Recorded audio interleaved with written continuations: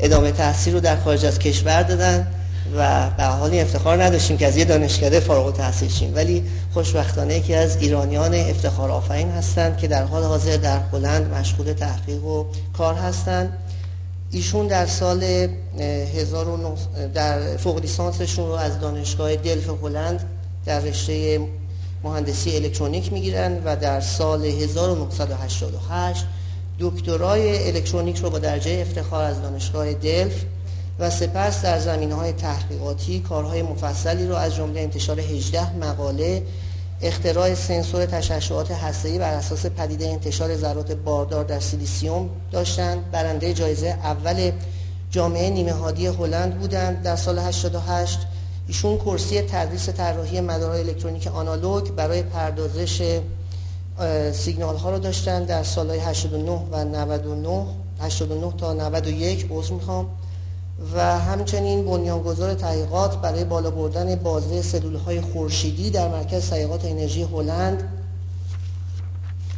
و در زمینه حرفه‌ای هم از سال 1992 در شرکت KPN که دوستانی که در حوزه آیتی و کامیونیکیشن کار میکنن به خوبی با اعتبار و وسعت فعالیت‌های KPN هلند آشنا هستند که ایشون از سال 92 در بخش استراتژی این شرکت مشغول کار بودند. در سال 93 مسئول پروژه بکارگیری فیبر نوری در این شرکت میشن. در سال اواخر 93 اوایل 94 مسئول بخش توسعه نرم افزار و در سال 95 رئیس کل سیستم های اجرایی شرکت KPN و در سال 96 رئیس بخش اجرایی سیستم های اطلاعاتی شرکت KLM که اون هم به حال تسک بسیار بزرگی است با توجه به عظمت کمپانی KLM و حوزه کاری اونها.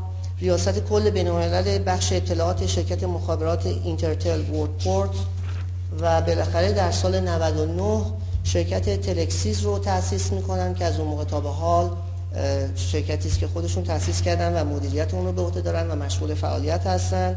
آقای دکتر اوتادیان در سالهای اخیر همکاری هایی رو با بخش آیتی کشور داشتن، از جمله در حال حاضر هم با مرکز تحقیقات مخابرات و شرکت مخابرات ایران همکاری دارن در زمینه تهیه استراتژی برای گذار PSTN به IP برای مرکز تحقیقات مخابرات و طراحی محیط کاستمر کیر اند بیلینگ کشوری برای سرویس‌های ثابت دیتا و همراه برای شرکت مخابرات ایران. من از حضور آقای دکتر اوتادیان خواهش میکنم که تشریف بیارن و ما حداکثر استفاده از وقت بکنیم و از وجودشون بهره ببریم.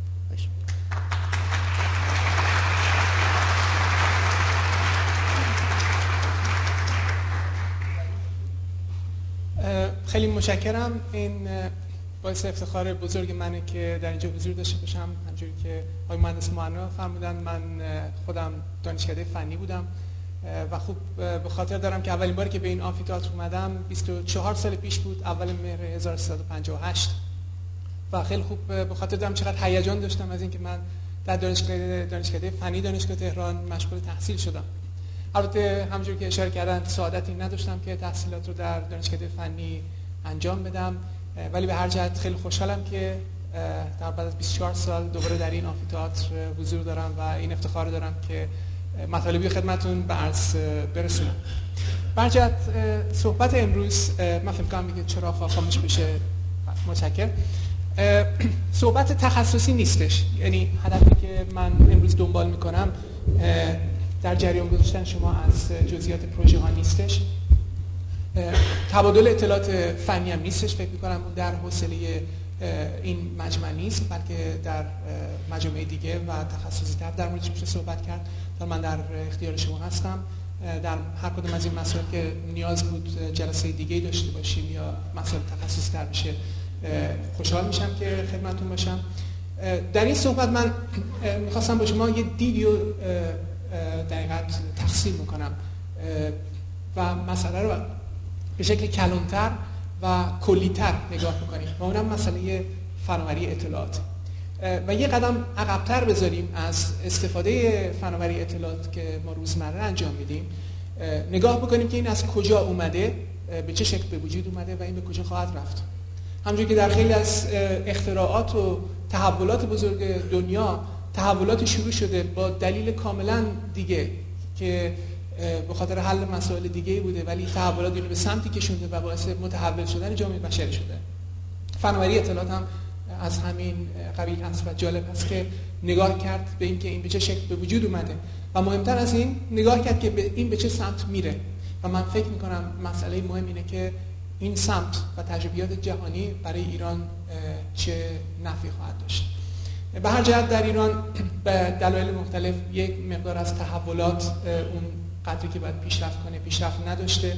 شاید اینو بشه دید به عنوان یه نقطه ضعف، ولی من فکر میکنم این نقطه ضعف رو خیلی خوب میشه تبدیل کرد به یه نقطه قدرت.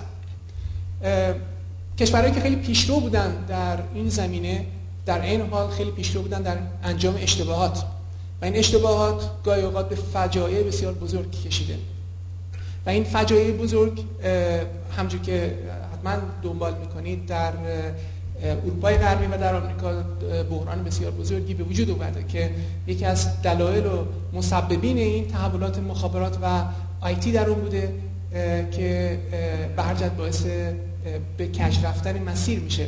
ایران که در حال حاضر در شرف این تحولات بزرگ هست میتونه این تجربیات رو به کار بگیره، از موفقیت‌ها درس بگیره و از اشتباهات پرهیز کنه و من فکر میکنم بزرگترین موفقیتی که میتونم فکر کنم خودم داشته باشم اینه که قدری نقش داشته باشم در انتقال این تجربه و دادن مسیر درست با استفاده از این تجربیات جهانی به تحولات آتی در ایران.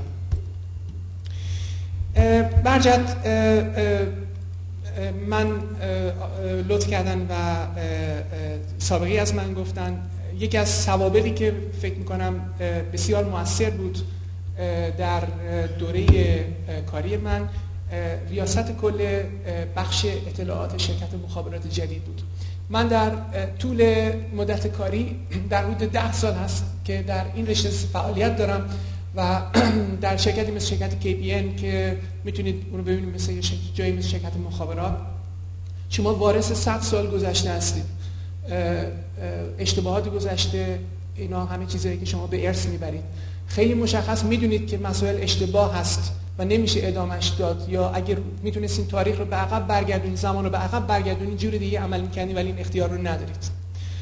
این تجربه در اینرتل تجربه‌ای بود که یه شرکت مخابرات رو از نو بشه ساخت با تمام تجربیاتی که بود و در حال این افتخاری بود که من داشتم که مسئولیت ساختن زیربنای شرکت مخابرات جدید رو داشته باشم. البته این کار رو به تنهایی انجام ندادم، گروه بزرگی بود و من افتخار مدیریت رو داشتم و این به ما خیلی چیزا یاد داد، خیلی چیزا که اصولاً اصل مسئله آیتی و اطلاعات چیه. بیشتر از استفاده از آفیس اتوماسیون، از ویندوز XP یا فرض کنید تمام مسائلی که به قول معروف خیلی فنسی هستن، خیلی فانتزی هستن که در آیتی جلب میکنن. نگاه میکنید فرض کنید بازی بچه‌ها، این چیزی که خیلی قابل توجهه، اون هوشی که توش استفاده شده دیدنش خیلی جالبه، ولی در هر حال و میتونم بگم یکی از موتورهای تحول آیتی همین بازی بچه‌ها و نسل جوان و غیره بوده که باعث حرکت خیلی زیاد تو این شدن. ولی استفاده جدی، استفاده پروفشنال از آیتی، استفاده حرفه‌ای متفاوته و اون موقع است که خیلی باید دقیق نگاه کرد به اینکه ما اصولاً چه مشکلی رو می‌خوایم حل بکنیم قبل از اینکه به راه حل فکر بشه. یکی از اشتباهات بسیار بزرگ معمولاً اینه که خیلی سریع به راه حل فکر میشه بدون اینکه مشکل اول فرموله شده باشه که اصولاً ما چه مشکلی داریم حل می‌کنیم و این باعث میشه که انرژی خیلی زیادی بره برای حل مشکل و حل خیلی خوب مشکلی که مشکل بزرگ نیست بلکه مشکلی که وجود نداره. برجت اساس شرکت تلکسیس در اونجا ریخته شد، یعنی شرکت تلکسیس ادامه فعالیت ما در شرکت اینرتل بود که ما اون در قسمت رو به شکل شرکت مستقل ادامه دادیم.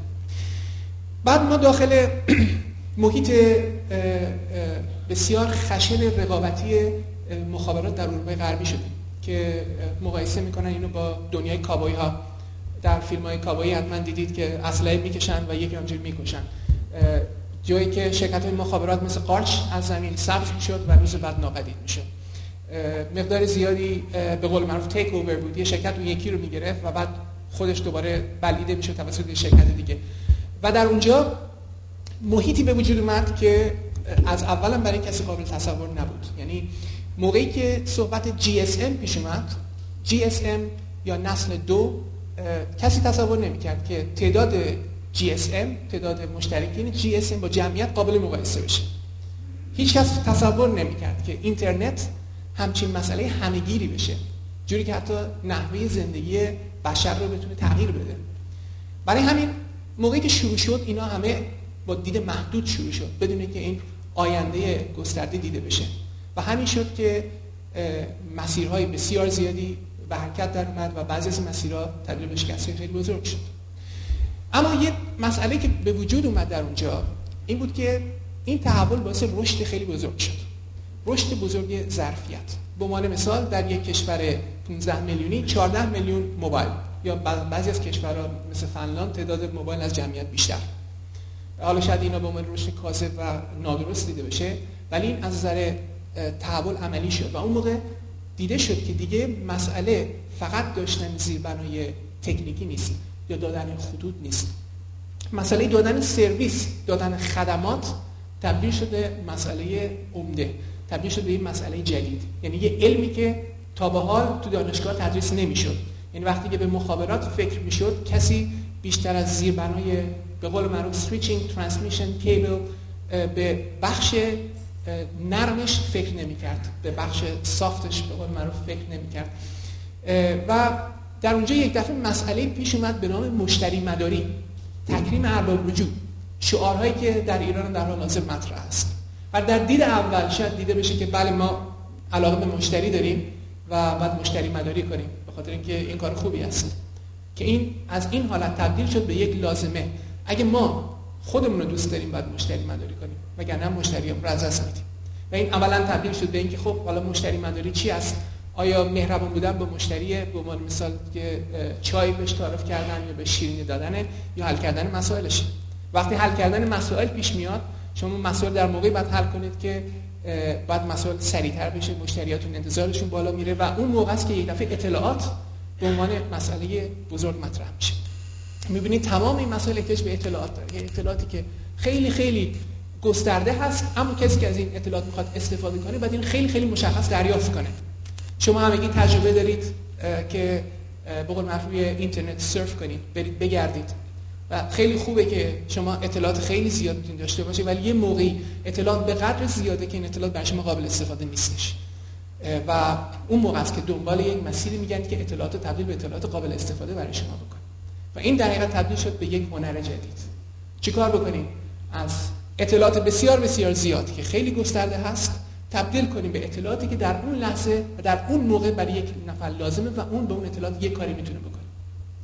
فکر می‌کنم مقدار زیادی از مدیران شرکت‌ها با این مسئله درگیر هستن که بله سیستم‌های آیتی پیاده میشه و بهشون گزارش‌های خیلی زیاد داده میشه.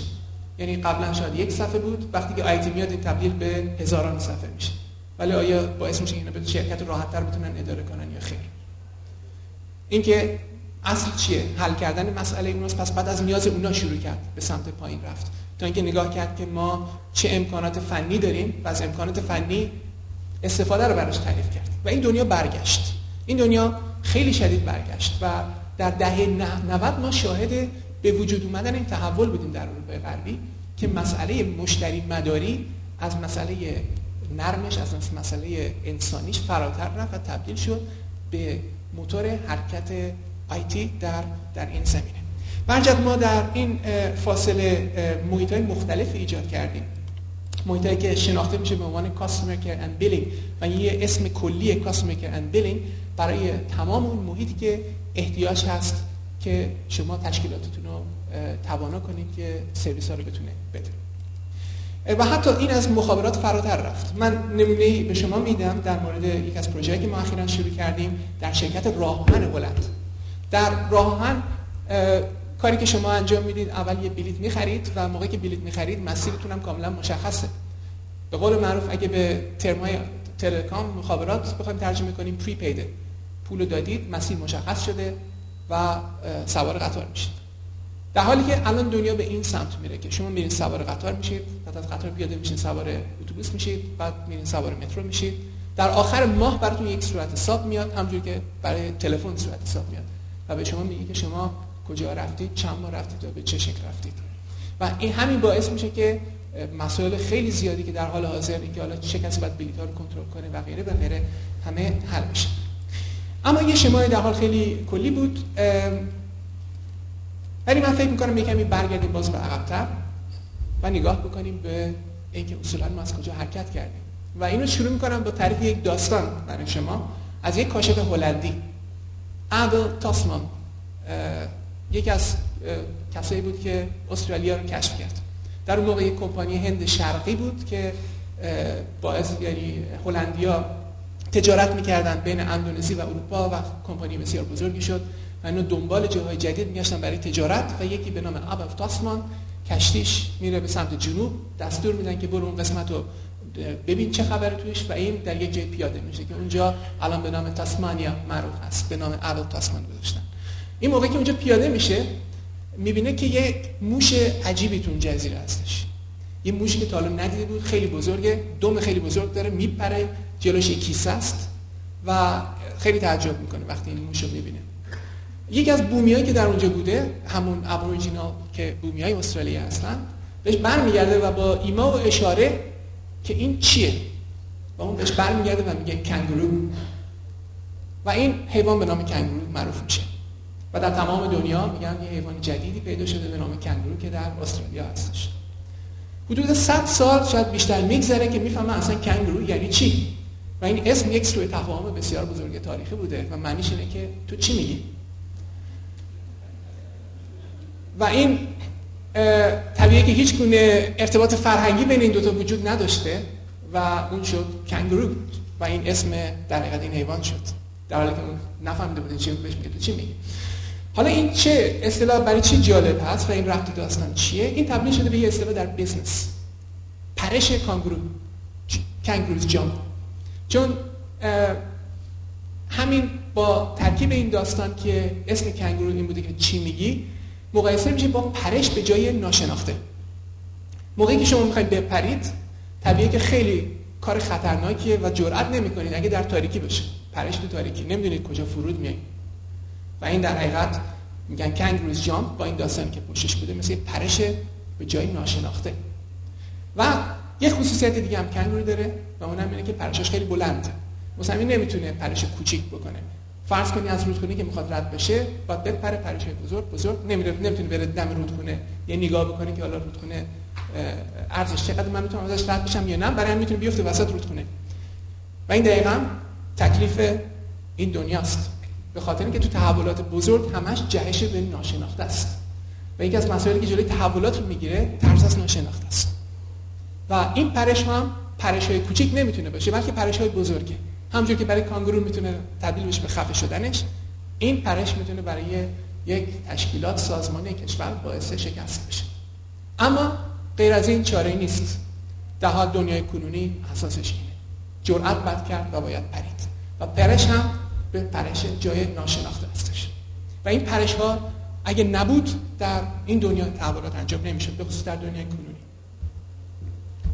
اما داستان دوم ربط پیدا میکنه به یک شاعر هندی، رابیندرانات تاگور، در حقیقت افتخار آسیا، اولین آسیایی که جایزه نوبل میبره، ملکه انگلستان لقب شوالیه بهش میده و در حقیقت یه فیلسوفی بوده که به همه چیز هنرات تسلط داشته و این یه شعر بسیار زیبایی داره. من متاسفانه منبع اصلی این شعر ترجمه خوبش رو به فارسی پیدا نکردم، برای همین این ترجمه خیلی زیبایی داره که حالت شعر به فارسی داره ولی داستانش اینه و صحبت میکنه از یک حالتی. میگه فرض کنید که تمام کوههای دنیا رو روی یک کوه انباشته کنن.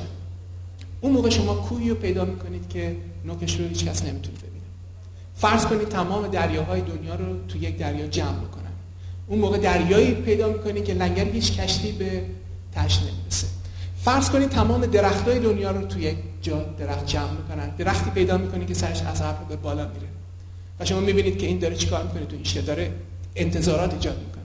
شما نمیدونید به کجا داره میره، فقط میدونید که چیز بزرگی قرار اتفاق بیفته و بعد اینو هیجان انگیزترش میکنه. میگه فرض کنید قدرت تمام مردهای دنیا رو در یک مرد جمع بکنن و اون موقع مردی پیدا میکنه که توانایی همه کار رو داره و باز هم هیجان انگیزترش میکنه. میگه حالا فرض کنید اون مرد قوی اون درخت بلند رو بگیره به دوشش و بره بالای اون کوه بلند و اون درخت رو پرت کنه به اون دریای عمیق، عجب شالاکی میشه. و این باز به عنوان اصطلاح هست که شما انتظارات بسیار بزرگی رو ایجاد میکنید که نهایتش میتونه فقط یه شالاک بشه.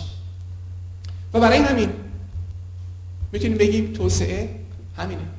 توسعه یه پرش کانگروییه. شما ناچارید بپرید به جای ناشناخته که نهایتش هم هنوز نمیدونید که این میتونه موفق باشه یا موفق نشه.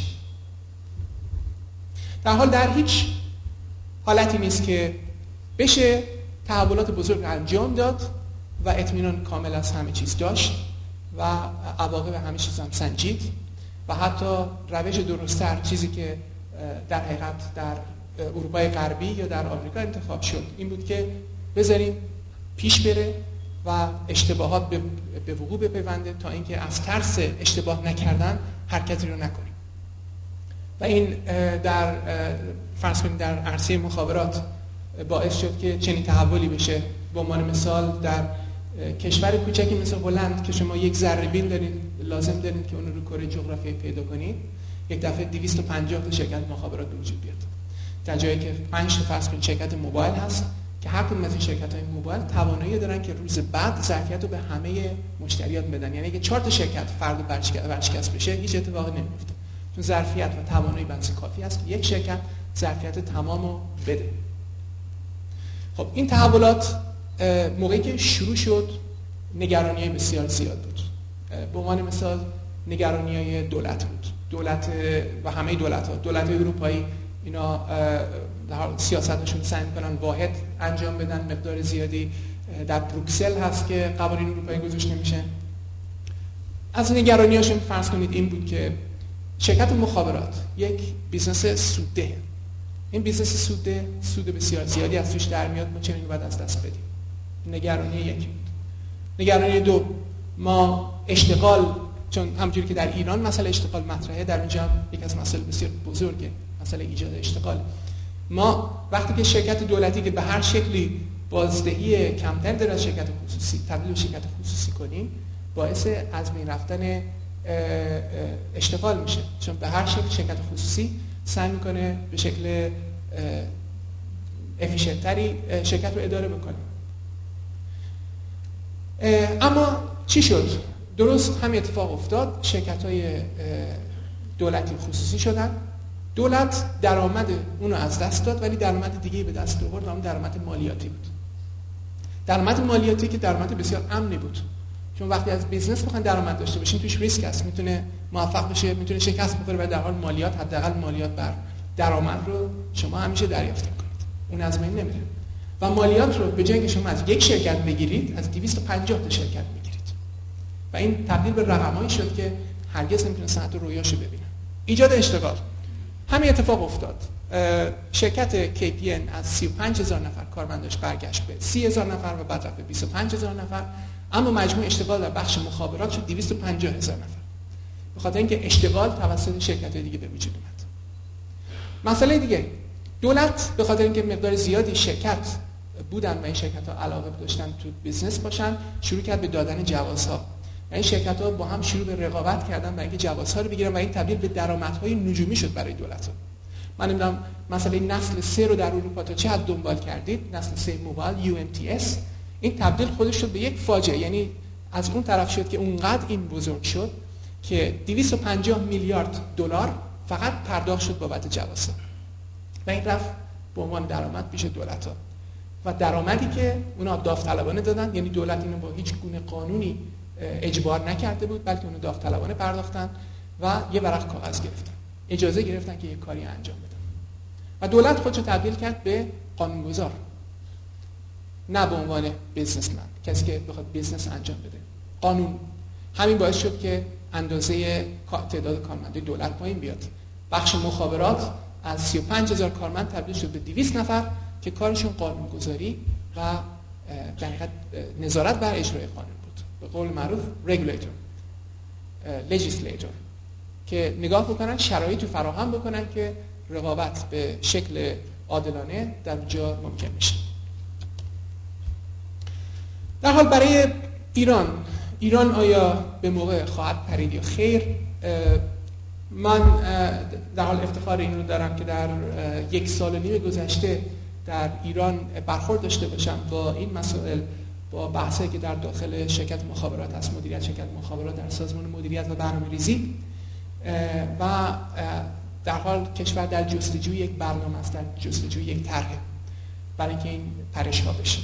اما من فکر می‌کنم یک سوء تفاهمی که شاید هست و چیزی که باید به شکل دیگه باشه عمل کرد، اینه که واقعا فقط یک طرح نیست که باعث موفقیت یک طرح میشه.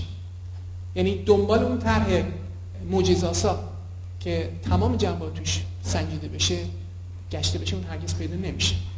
چیزی که لازم برای تحقق یک طرح یک دید دراز مدت و رویاست.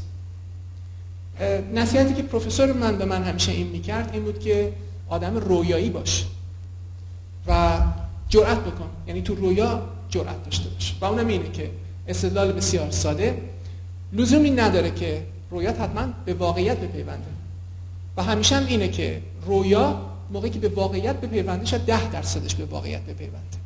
پس این 10% رو بزرگ کن توسط اینکه رویات رو خیلی ایدئال بکن. یه اصطلاح هلندی میگه که als je naar de maan wil moet je naar de sterren میگن. اگه میخوای به ماه بری باید به ستاره ها نشونه گیری کنی که شاید به ماه برسی. برای همین طرحی که باشه که بگن که ما حالا میخوایم مسئله رو 5% بهترش کنیم، 10% بهترش بکنیم. خب این طرح‌ها باید طرح‌های تبدیل به طرح‌های بسیار بزرگتر بشه و پشتش یه دید دراز مدت، یه ویژن باشه که ما اینو بر اساس یک سری مسائل کلی درست داریم عمل میکنیم. بلند همتی و جاه طلبی، همونجوری که خدمتتون گفتم، هدف‌ها باید بزرگ باشه. جرأت یک عامل بسیار مهمه. یعنی بدونید که شما جواب همه سوال‌ها رو ندارید و مقدار زیادی از سوال بی جوابه، همون حالت کنگروز جامپ هست، بعد بپرید به جای ناشناخته، اما جرأت کنید و بپرید. توانایی مدیریت دراز مدت و اجرایی، موقعی که شما با یه طرحی شروع کنید روز بعد 1000 دلیل براتون آورده میشه این طرحتون غلطه و یه سری هم دلایل کاملا درست که چرا این طرح غلطه و متوقف کنید. در این دنیا به خصوص در مسائلی از این جمله یکی از مزایایی که وجود داره این که افراد بسیار باهوش و با استعداد در این محیط حضور دارن. افرادی که همه توانایی رو دارن که طرح رو فکر کنن و طرح درستی هم بدن. اما مشکل اینه که یک راه نیست که به رم ختم میشه. راه‌های مختلفه و همه حق دارن و این تبدیل به نقطه ضعف میشه در جایی که افراد باهوش زیاد باشن و همه توانایی رو داشته باشن. یک توانایی بزرگ مدیریت لازم هست که بگه که شما میرید اینور حق دارید، شما میرید اینور حق دارید، ولی ما میریم این جهت و اونو حفظش کنیم. و تمام مسائل اجرایی که پیش میاد و خلافش رو ثابت میکنه، پا رو قرص بعد نگه داشت که نمای مسیر رو انتخاب کردیم و این مسیر رو خواهیم رفت. البته این مسئله بسیار ظریفیه چون یک موقعی میتونه تبدیل بشه به پافشاری به یک اشتباه و به فاجعه کشیدن مسائل. برای همین ظرافت این مسئله رو باید از دید خارج نکرد، اما تمام این اگه درست باشه امکان داره بدشانسی بیارید. یعنی شانس هم یکی از مسائلی که باعث موفقیت طرح میشه. تصمیم گیری سریع. یه شعر زیبای فارسی میگه عاقل به کنار جوی تا رحمی جست، دیوانه پا برهنه از جوی گذشت. سرعت تصمیم گیری هم خیلی مهمه. دنیای ما هم متاسفانه یا خوشبختانه دنیایی که دیوانه پا برهنه خیلی زیاد داره. اگه یه موقعی دنیایی بود که عاقل‌ها فقط توش بودن، اون موقع بود که وقت بیشتری برای تعقل بود. و در دنیای مخابرات چیزی که ما در اونجا دیدیم مقدار خیلی زیادی دیوانه پا برهنه بودن که از جوب پریدن. یک نمونه خیلی بارز بیل گیتس از نظر خیلی دیوانه پا برهنه بود و از امثال بیل گیتس هزاران بودن ولی اون تنها کسی بود که از جوب پرید، ولی موفقیتش به این دلیل بود که اون ویژن درست داشت. در حال در این مورد علامت استعاره خیلی زیادی هست. برای این تصمیم گیری سریع خیلی مهمه و اون موقع است که برنامه کار میکنه. اون موقع است که میشه صحبت کرد از یک برنامه‌ای که شانس اینو داره که به نتیجه برسه. اما یک برنامه کاملا درست که هیچ از این مسائل داخلش نباشه، اون برنامه‌ای که با تمام درستی با تمام ویژن که پشتشه میتونه شکست بخوره. حالا صحبت از دید دراز مدت شد. اگه بخوایم دید دراز مدت رو نگاه کنیم بر طرح توسعه، طبیعی مسائل باید خیلی کلی‌تر و تجریدی‌تر نگاه کرد. یعنی به جای نگاه کردن به مثال‌ها، چون در هر چی موفقیت‌ها و شکست‌ها هست، یعنی با مثال‌ها وقتی که بخواد مسئله تبدیل به ویژن بشه میتونه توش تناقض خیلی زیاد باشه. برای همین تو اون موقع بعد قدم رو به عقب برگردون و من میرم مسئله رو خیلی خیلی بنیادی‌تر نگاه میکنیم به نیازهای بشر. اگه به شکل کلی به نیازهای بشر نگاه بکنیم میتونیم بگیم بشر یه سری نیازهای سخت داره، ماده و انرژی. شما احتیاج به مواد دارید، احتیاج دارید که لباس داشته باشید، غذا بتونید بخورید، خونه‌تون باید گرم باشه، احتیاج به اتومبیل داریم ولی اتومبیل باید مکانیزمی داشته باشه که بتونه از نفت که خودش یه ماده است انرژی به وجود بیاره و شما رو به حرکت در بیاره. و ماده و انرژی جزو نیازهای بنیادیه، ولی یک نیاز نرم هم هست، اون نیاز اطلاعات. در تئوری‌های اقتصادی توی دیدهای مختلف سیاسی و فلسفی در 10 سال پیش یا در 20 سال پیش مسئله اطلاعات مسئله جزئی بود. در انواع و اقسام تئوری این بود که بله اساس تولید و وقتی از تولید صحبت میشه ما صحبت از تولید مواد میکنیم یا از تولید انرژی صحبت میکنیم و همیشه صحبت بود یک چیزی هست به نام خدمات و اونم یک بخش جانبی است. در حالی که دنیا تحول بزرگی پیدا کرد، به این شکل شد که چیزی که یه بخش جانبی بود تبدیل شد به 80% مسئله. یک موقعی 80% اشتغال داشتن به ایجاد رفع نیازهای سخت بشر، به تولید ماده و انرژی، شاید 20% با اطلاعات خدمات برخورد داشتن. برای همین عامل تعیین کننده تو تحولات اقتصادی نبود. ولی بعد جامعه به وجود اومد که کالاهای نرم اطلاعات برتری گرفت. یعنی بخش عمده جامعه مشغول ایجاد اطلاعات بودن تا تولید. و اون موقع است که میشه یه مقدار نگاه کرد که تفاوت‌های اینا چیه. یکی از تفاوت‌ها اگه ما ماده و انرژی رو بخوام با یکی تقسیم بکنیم از اندازه‌اش کاسته میشه و برای جبرانش باید کار انجام بدیم. اگه من یه سیب داشته باشم و شما بگید نصف سیب به من بدید، من به شما بدم، من نصف سیب کمتر دارم. طبیعیه که اون موقع بعد یه کاری بکنم اونو جبرانش کنم، بعد برم یه نصف دیگه بگیرم بخرم یا کاری بکنم برم بچینم از یک درخت. ولی من اطلاعات رو میتونم تقسیم بکنم با شما بدون اینکه از اندازه اطلاعات کاسته بشه. صحبت از ارزشش نمی‌کنم، از اندازش. من میتونم به شما بگم که الان چند درجه است دما و به نفر بعدم بگم و این از اطلاعات من کم نمی‌کنه. پس من اطلاعات میتونم یک بار به وجود بیارم ولی هر چقدر دلم میخواد این اطلاعات رو تقسیم میکنم. حالا ببینیم این مکانیزم در مسئله خیلی ساده مثل ارزش، سود که در حقیقت موتورهای حرکت است در سیستم‌های اقتصادی چجوری است. میگیم ارزش یه چیزی و اینجا صحبت از قیمت نمی‌کنم چون قیمت مکانیزم عرضه و تقاضا میتونه روش نفوذ داشته باشه و قیمت به خاطر اثر عرضه و تقاضا دور و بر ارزش حرکت میکنه. ولی ارزش طبیعی بخش مخارج سرمایه و اجراست. شما یه بخشی دارید که مخارج کاره و یه بخشی دارید که ارزش افزوده است. و این نگاه بشه که خب حالا ما میگیم نرخ سود چه خواهد بود، یه فرمول بسیار ساده است که میگیم پس اگه ارزش افزوده رو تقسیم بکنیم به مخارج سرمایه و اجرا به علاوه مخارج کار، یک راهیه که میتونیم بگیم نرخ سود چجوری تعیین میشه. البته خب میشه راههای مختلف نگاه کرد ولی بیایم به این طریق ببینیم که نرخ سود رو به این شکل تعریف کنیم و به جلو بریم ببینیم که این ما رو به کجا میرسونه با این تعریف مختلف. خب این فرمول اگه داشته باشیم طبیعیه که یه کار خیلی ساده میتونیم بکنیم. صورت و مخرج کسر رو تقسیم بر یک عدد میکنیم و میگیم که ما اینو تقسیم میکنیم به مخارج کار. پس چه اتفاقی میفته؟ فرمول دیگه پیدا میکنیم. میگیم نرخ سود در صورتش ارزش افزوده داریم به مخارج کار و در مخرجش مخارج سرمایه اجرا داریم به مخارج کار. و این دوتا نسبت معنی دارن. بالاییه که من ساده تر توجیهش به خاطر اینکه بازدهی کاره. یعنی شما اگه کارتون رو به شکل نادرست سازمان بدید طبیعیه که مقدار ارزش افزوده‌ای که به وجود میاد به اون مقداری که شما صرف مخارج کار میکنید کمتر خواهد شد و خیلی روشن نرخ سودتون پایین خواهد اومد. پس اگه میخواین نرخ سودتون بالا بره طبیعیه که باید جوری سازمان بدید که از نیروی کارتون حداکثر استفاده بکنید.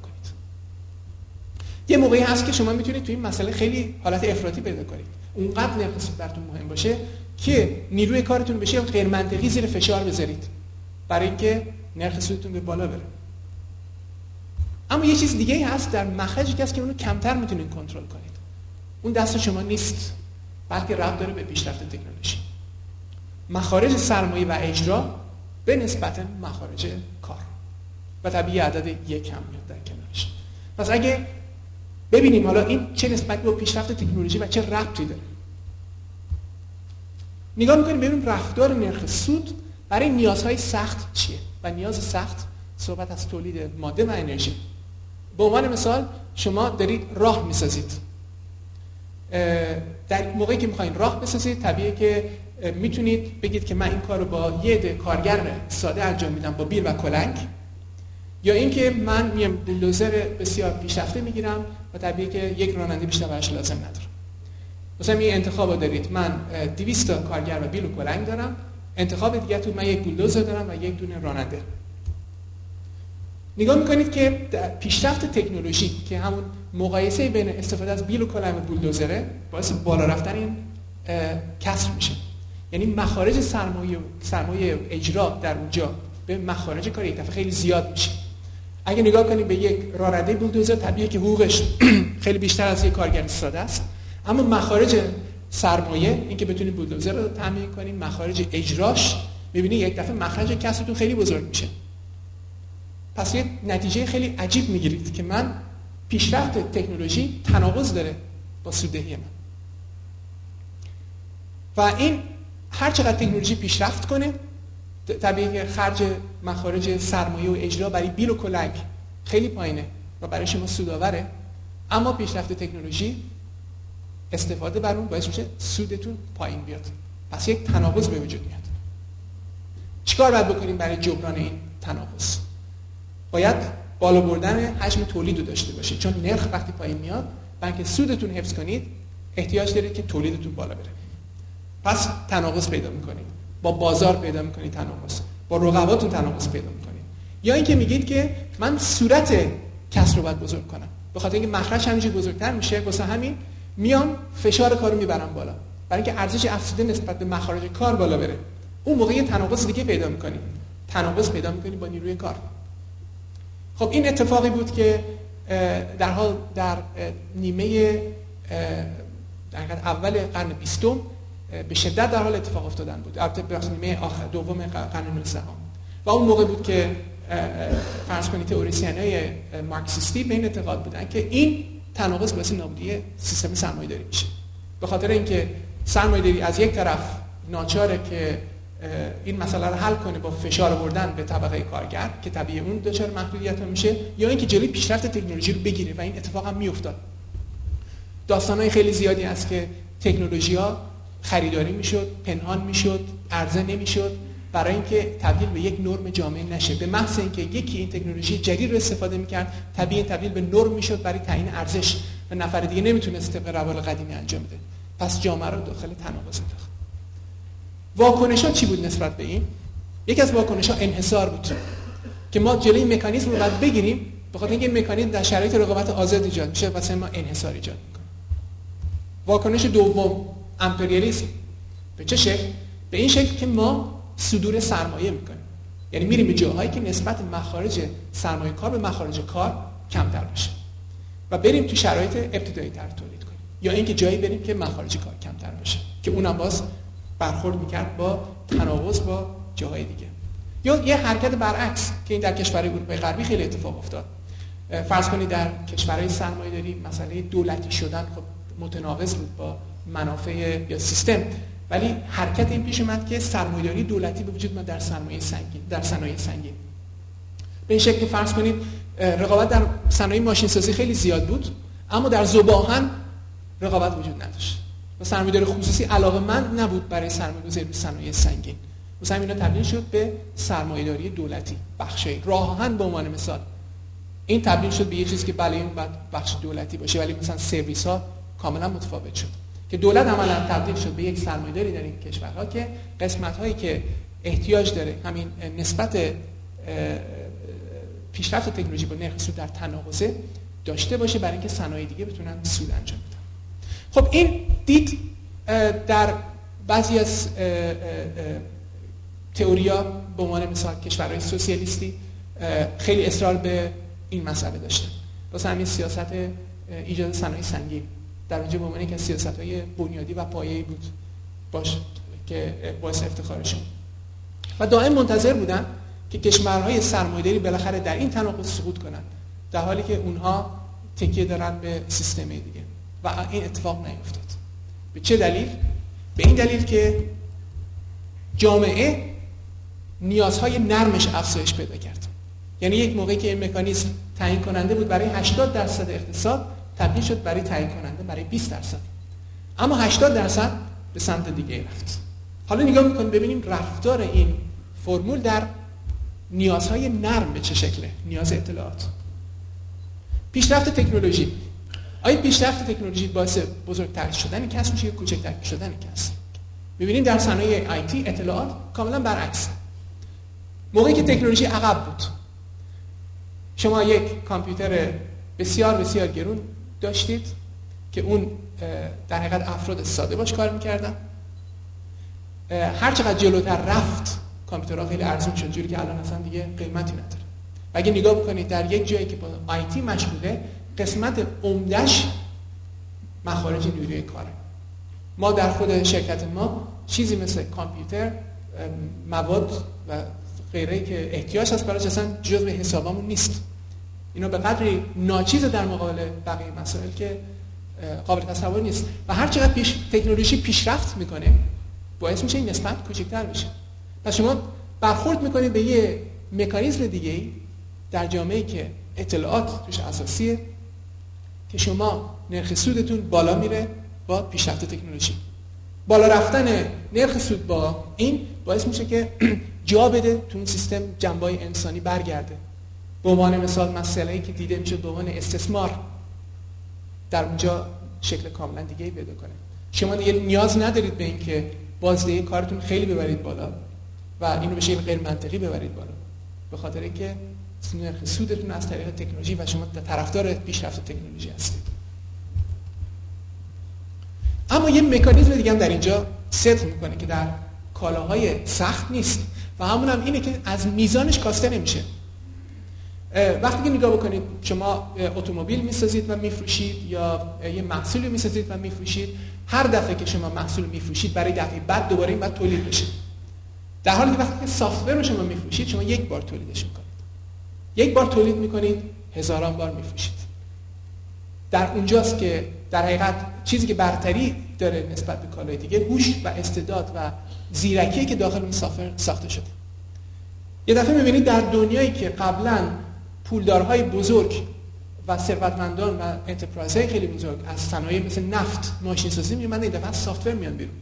یه دفعه یکی به نام بیل گیتس تبدیل به ثروتمندترین فرد دنیا میشه. یکی به نام راس برو که یه موقع خواست رئیس جمهور آمریکا بشه زمان کلینتون، میتونه مثلا حقوق همه کارمندای آمریکا رو بده به خاطر اینکه دولت آمریکا ورشکست شد. از چه کاری؟ از طریق کار بیلینگ. به هر جهت این یه مسئله‌ایه که باعث شد دیدها در دنیا خیلی تغییر بکنه. یعنی اینکه اصولاً به چه سمت باید رفت، چه چیزی مهمه. به عنوان مثال دید در مورد استقلال. من به خاطر دارم اولین باری که من به ایران اومدم بعد از 10 سال نبودن در ایران، در یک هیئتی من بودم، هیئت شرکت یونیسورس بود، شرکت مشترک هلند، سوئد، سوئیس و اسپانیا بود که من به عنوان مسئول بخش ریسرچ و دیولپمنت بودم که ما به ایران سفر کردیم و در اونجا با یه دیدی برخورد کردیم و یک ترس از دست دادن استقلال. از دست دادن استقلال اگه فرض کنید زیربنا خریداری بشه یا اصرار بسیار زیاد که ما همه چیز رو خودمون باید بسازیم، اون موقع ما استقلال داریم. و خب این دیدی بود که در اون موقع خب این دید خیلی تغییر کرده در این فاصله و اصرار زیاد و تعبیر دیگه از استقلال که این در حال تعریف و تعبیر من نبود. به عنوان مثال شما کشور انگلستان رو که میشناسید، کشور عقب افتاده نیست انگلستان. اگه به شما بگم آلمان، خب طبیعی از آلمان هم یه تصور دارید، بگم صنایع آلمان رو اسم ببرید، فکر میکنم شما تعداد زیادی میتونید بگید. مرسدس بنز، بی ام دبلیو، غیره و غیره در صنایع فرض کنید داروسازی و غیره و غیره و غیره. تعداد خیلی زیاد. اما از شما بپرسم صنایع انگلستان رو نام ببرید، من خودم باید فکر کنم. یعنی باید بگم بله چی بود؟ اولین چیزی که تو انگلستان به ذهن من میاد بریتیش تلکوم هست، شرکت اوتو هست، شرکت‌های خدماتیش هست. ولی صنایع سنگینش من باید فکر کنم. میدونم یه موقع لیلاند بود، چون اتوبوس دو طبقه رو از زمان بچگی یادم هست، ولی این شرکت دیگه وجود نداره. نه ایرباس اینداستریز که نقطه صفرش در فرانسه هستش، بریتیش ایروسپیس که مطرح نیست، جی سی مارکونی، شاید قدیما رادیوی مارکونی تو عکسای قدیمی ببینیم، الان این کجاست؟ اینا البته نمیگم اینا وجود ندارن ولی کوچیکن، ولی آیا انگلستان کشور وابسته است؟ من این دیدو ندارم. منتها خب این انتخابیه که میشه در یک کشور. در اونجا انتخاب شده که ما میایم روی قسمت نیازهای نرم و در این حالی که حالا نیازهای سختمون از جای دیگه تامین میکنیم ولی تکیه‌مون رو میذاریم روی این. والا صحبت درستی یا غلطیش نمیکنم، بلکه انتخابه. ولی انجام انتخاب از نظر من تعریف وابستگی نیست. و این هم مسئله‌ایه که من فکر میکنم در ایران باید به نوع دیگه در دنیای جدید بهش نگاه بشه.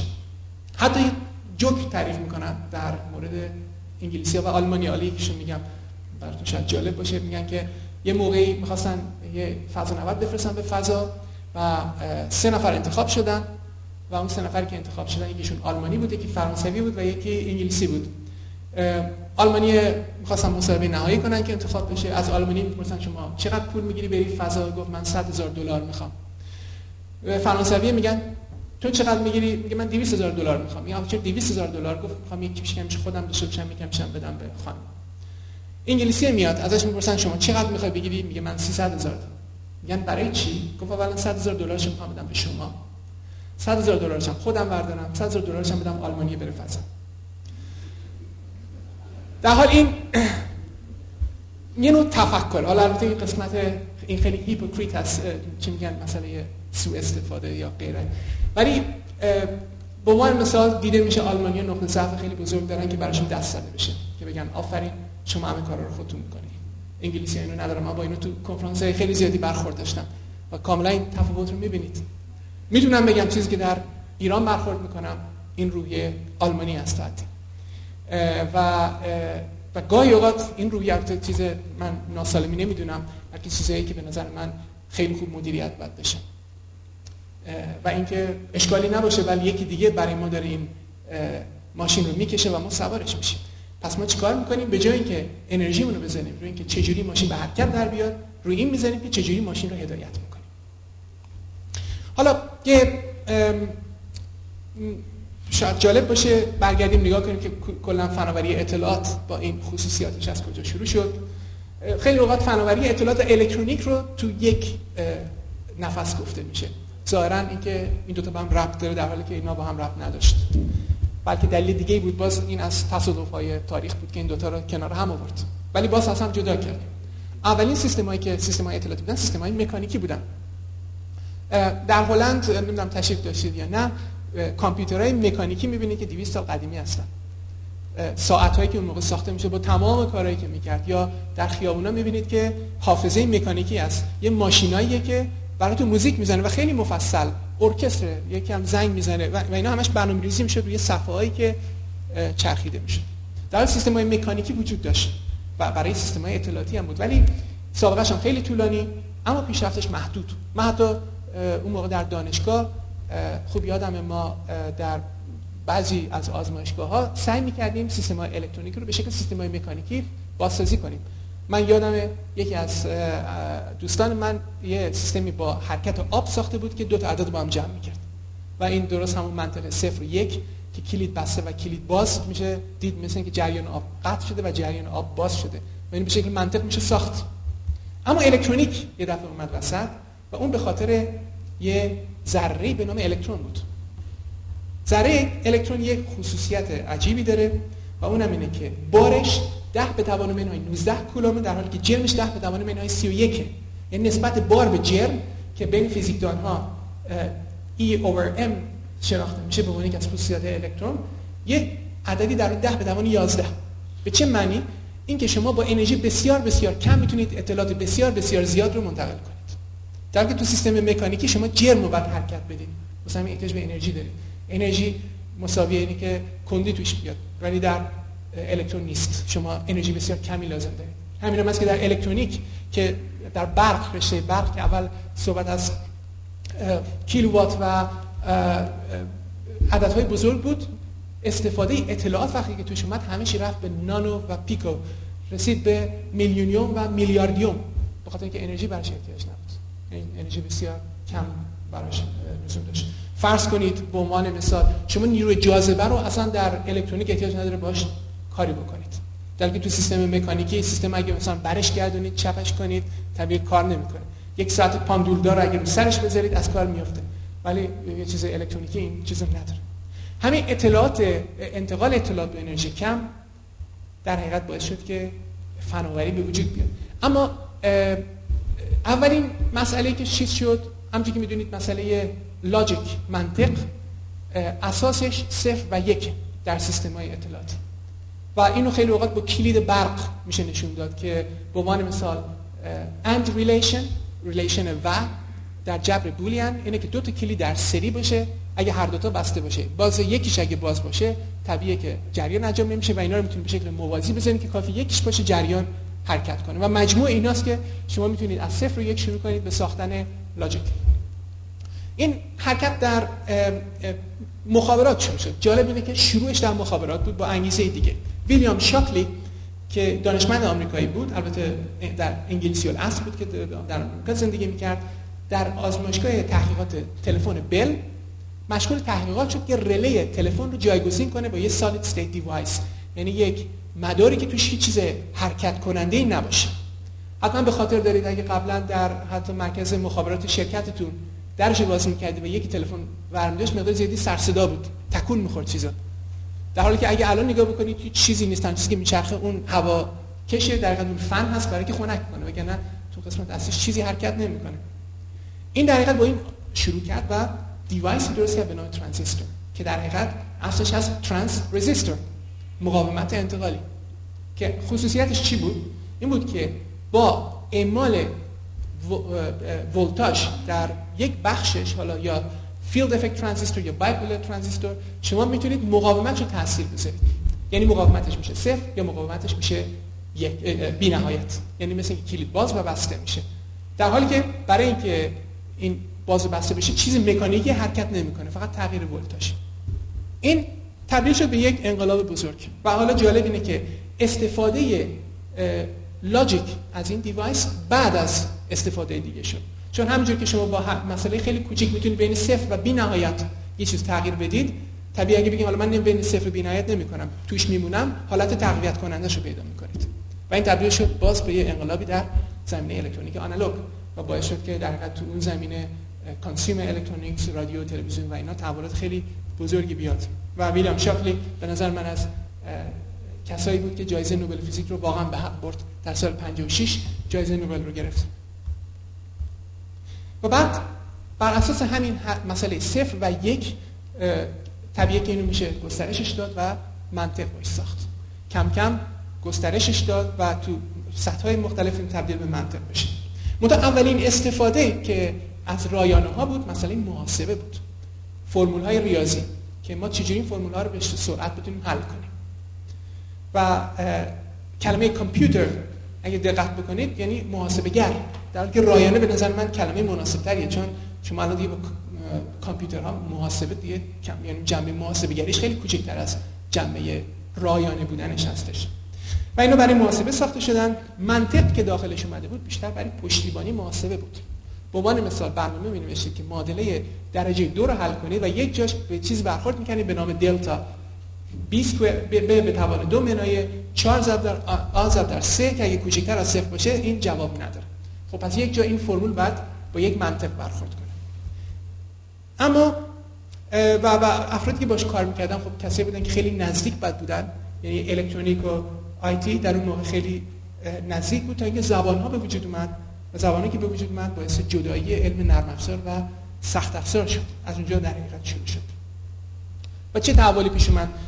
سخت افزار امکان جدید به نرم افزار میداد، اونا کارای بیشتر میکردن، همین باعث بالا رفتن انتظارشون از سخت افزار میشد و به همین ترتیب داخل یه دایره‌ای میشدن که همدیگه رو دائم تقویت میکرد، مثل یک مارک پیش به بالا میرفت و این تحول تبدیل شد به بی سابقه ترین تحول سرعت پیشرفت صنعتی در تاریخ بشر.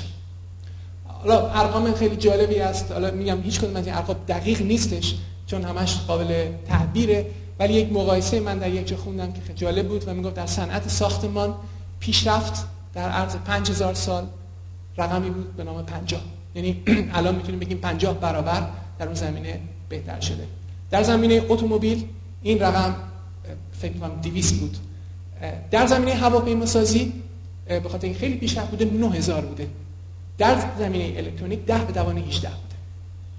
و این دقیقاً نشون میده که این به چه شکلی تحول بی سابقه شد، یعنی تحول در ساختمان تو 5000 سال بود، در چند دهه تبدیل به این تحول بزرگ شد. و این دقیقاً برهم کنش این دوتا یکی از موتورهای بزرگش بود و کم کم جنبه منطق برتری گرفت به جنبه محاسبه‌گری و منطق از محاسبه بر همین رایانه کم کم از دنیای علم جلوتر رفت. چیزی که فقط وسیله علمی بود تبدیل شد از اونجایی که منطق داخلش مهمتر شد به مسائل توسعه استفاده دیگه. و با وجود اینکه در تولدش در فناوری مخابرات بود، مخابرات از دیرترین رشته‌ها بود که این فناوری رو در پرایمری پروسس فرآیندهای اصلیش به کار گرفت. اما اگه بخوایم نگاه بکنیم حالا این به چه شکل هست، من گفتم به جای اینکه صحبت بکنیم از مسائل کلی، مقدار مسئله رو به محیط مخابرات ایران برگردونیم که مسئله در ایران مشخص‌تر بشه و ببینیم استفاده از این منطق که صحبت میشه اصولا چه معنی داره. چون در حقیقت در مخابرات ایران کسی معادله دیفرانسیل حل نمیکنه. کاری اگه خیلی بخوان پیشرفت بکنن، ضرب و تقسیم دیگه خیلی بخواد سخت‌تر بشه شاید به توان برسه، ولی هیچ کاری پیچیده‌ای نمیشه، در حالی که در اونجا این تبدیل به مسئله بسیار اساسی هستش. صنعت مخابرات ایران داره رشد میکنه، یعنی صنعت مخابرات ایران رو باید ببینیم در جاهای محدودی که در حال حاضر جای رشد داره. در خیلی کشورهای دنیا این اشباع شده و این شرکت مخابرات در حال برخورد خواهد کرد با رقابت، بازم یک پدیده جدید. مسائل بروزرسانی اون موقع مطرح میشه. وقتی که شما رقیب نداشته باشین طبیعیه که بروزرسانی تحریم ارباب وجود معنی نداره تا اینکه مطرح میشه. و حالا نگاه میکنیم که مسئله وقتی که صحبت میکنیم این که ما میخوایم در حقیقت این شرکت توانایی برخورد با رقابت رو داشته باشه، این خودش تبدیل به یک علمی شده که در حقیقت معروف به TOM Telecom Operations Map. در حال حاضر ETOM هست، Extended Telecom Operations Map هستش. این یک کنسورسیومی که در سال 1996 تشکیل شد.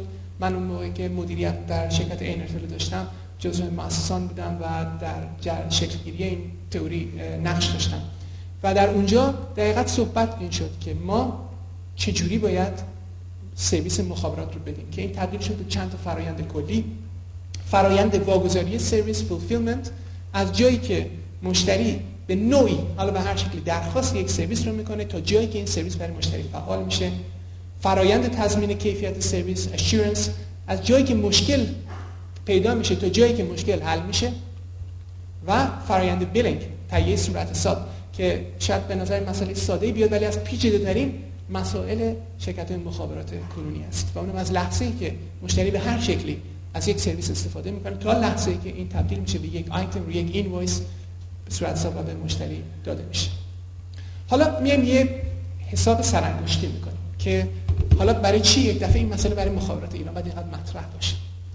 در شرکت مخابرات ایران الان خیلی ساده است. اگه بگیم که ما $1,000,000 لازم داریم برای تهیه یک سویچ، اما اگه بگیم ما $100,000 برای سیستم آیتی میخوایم، یه دفعه خیلی زیاد به نظر میاد. در حالی که و یه چیز سنتی که از در شرکت‌های مخابرات فعالیت‌های زیربناییه که تو شرکت‌های مخابرات مدرن در شرکت مخابرات ایران الان خیلی ساده است. اگه بگیم که ما $1,000,000 لازم داریم برای تهیه یک سویچ، اما اگه بگیم ما $100,000 برای سیستم آیتی میخوایم، یه دفعه خیلی زیاد به نظر میاد.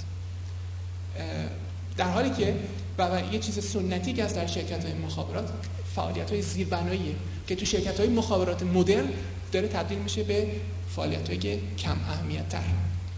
شرکت‌های هواپیمایی به عنوان مثال، اون همین بحث در شرکت‌های هواپیمایی هست. آیا یه شرکت هواپیمایی نیاز داره هواپیمای خودش رو داشته باشه؟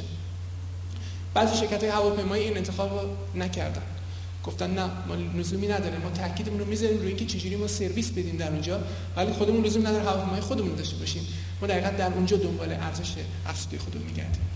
در شرکت‌های مخابرات این دید خیلی جلوتره، اینکه زیربنا حتما مال اون شرکت مخابرات باید باشه، به عنوان یک دید کلی نیستش.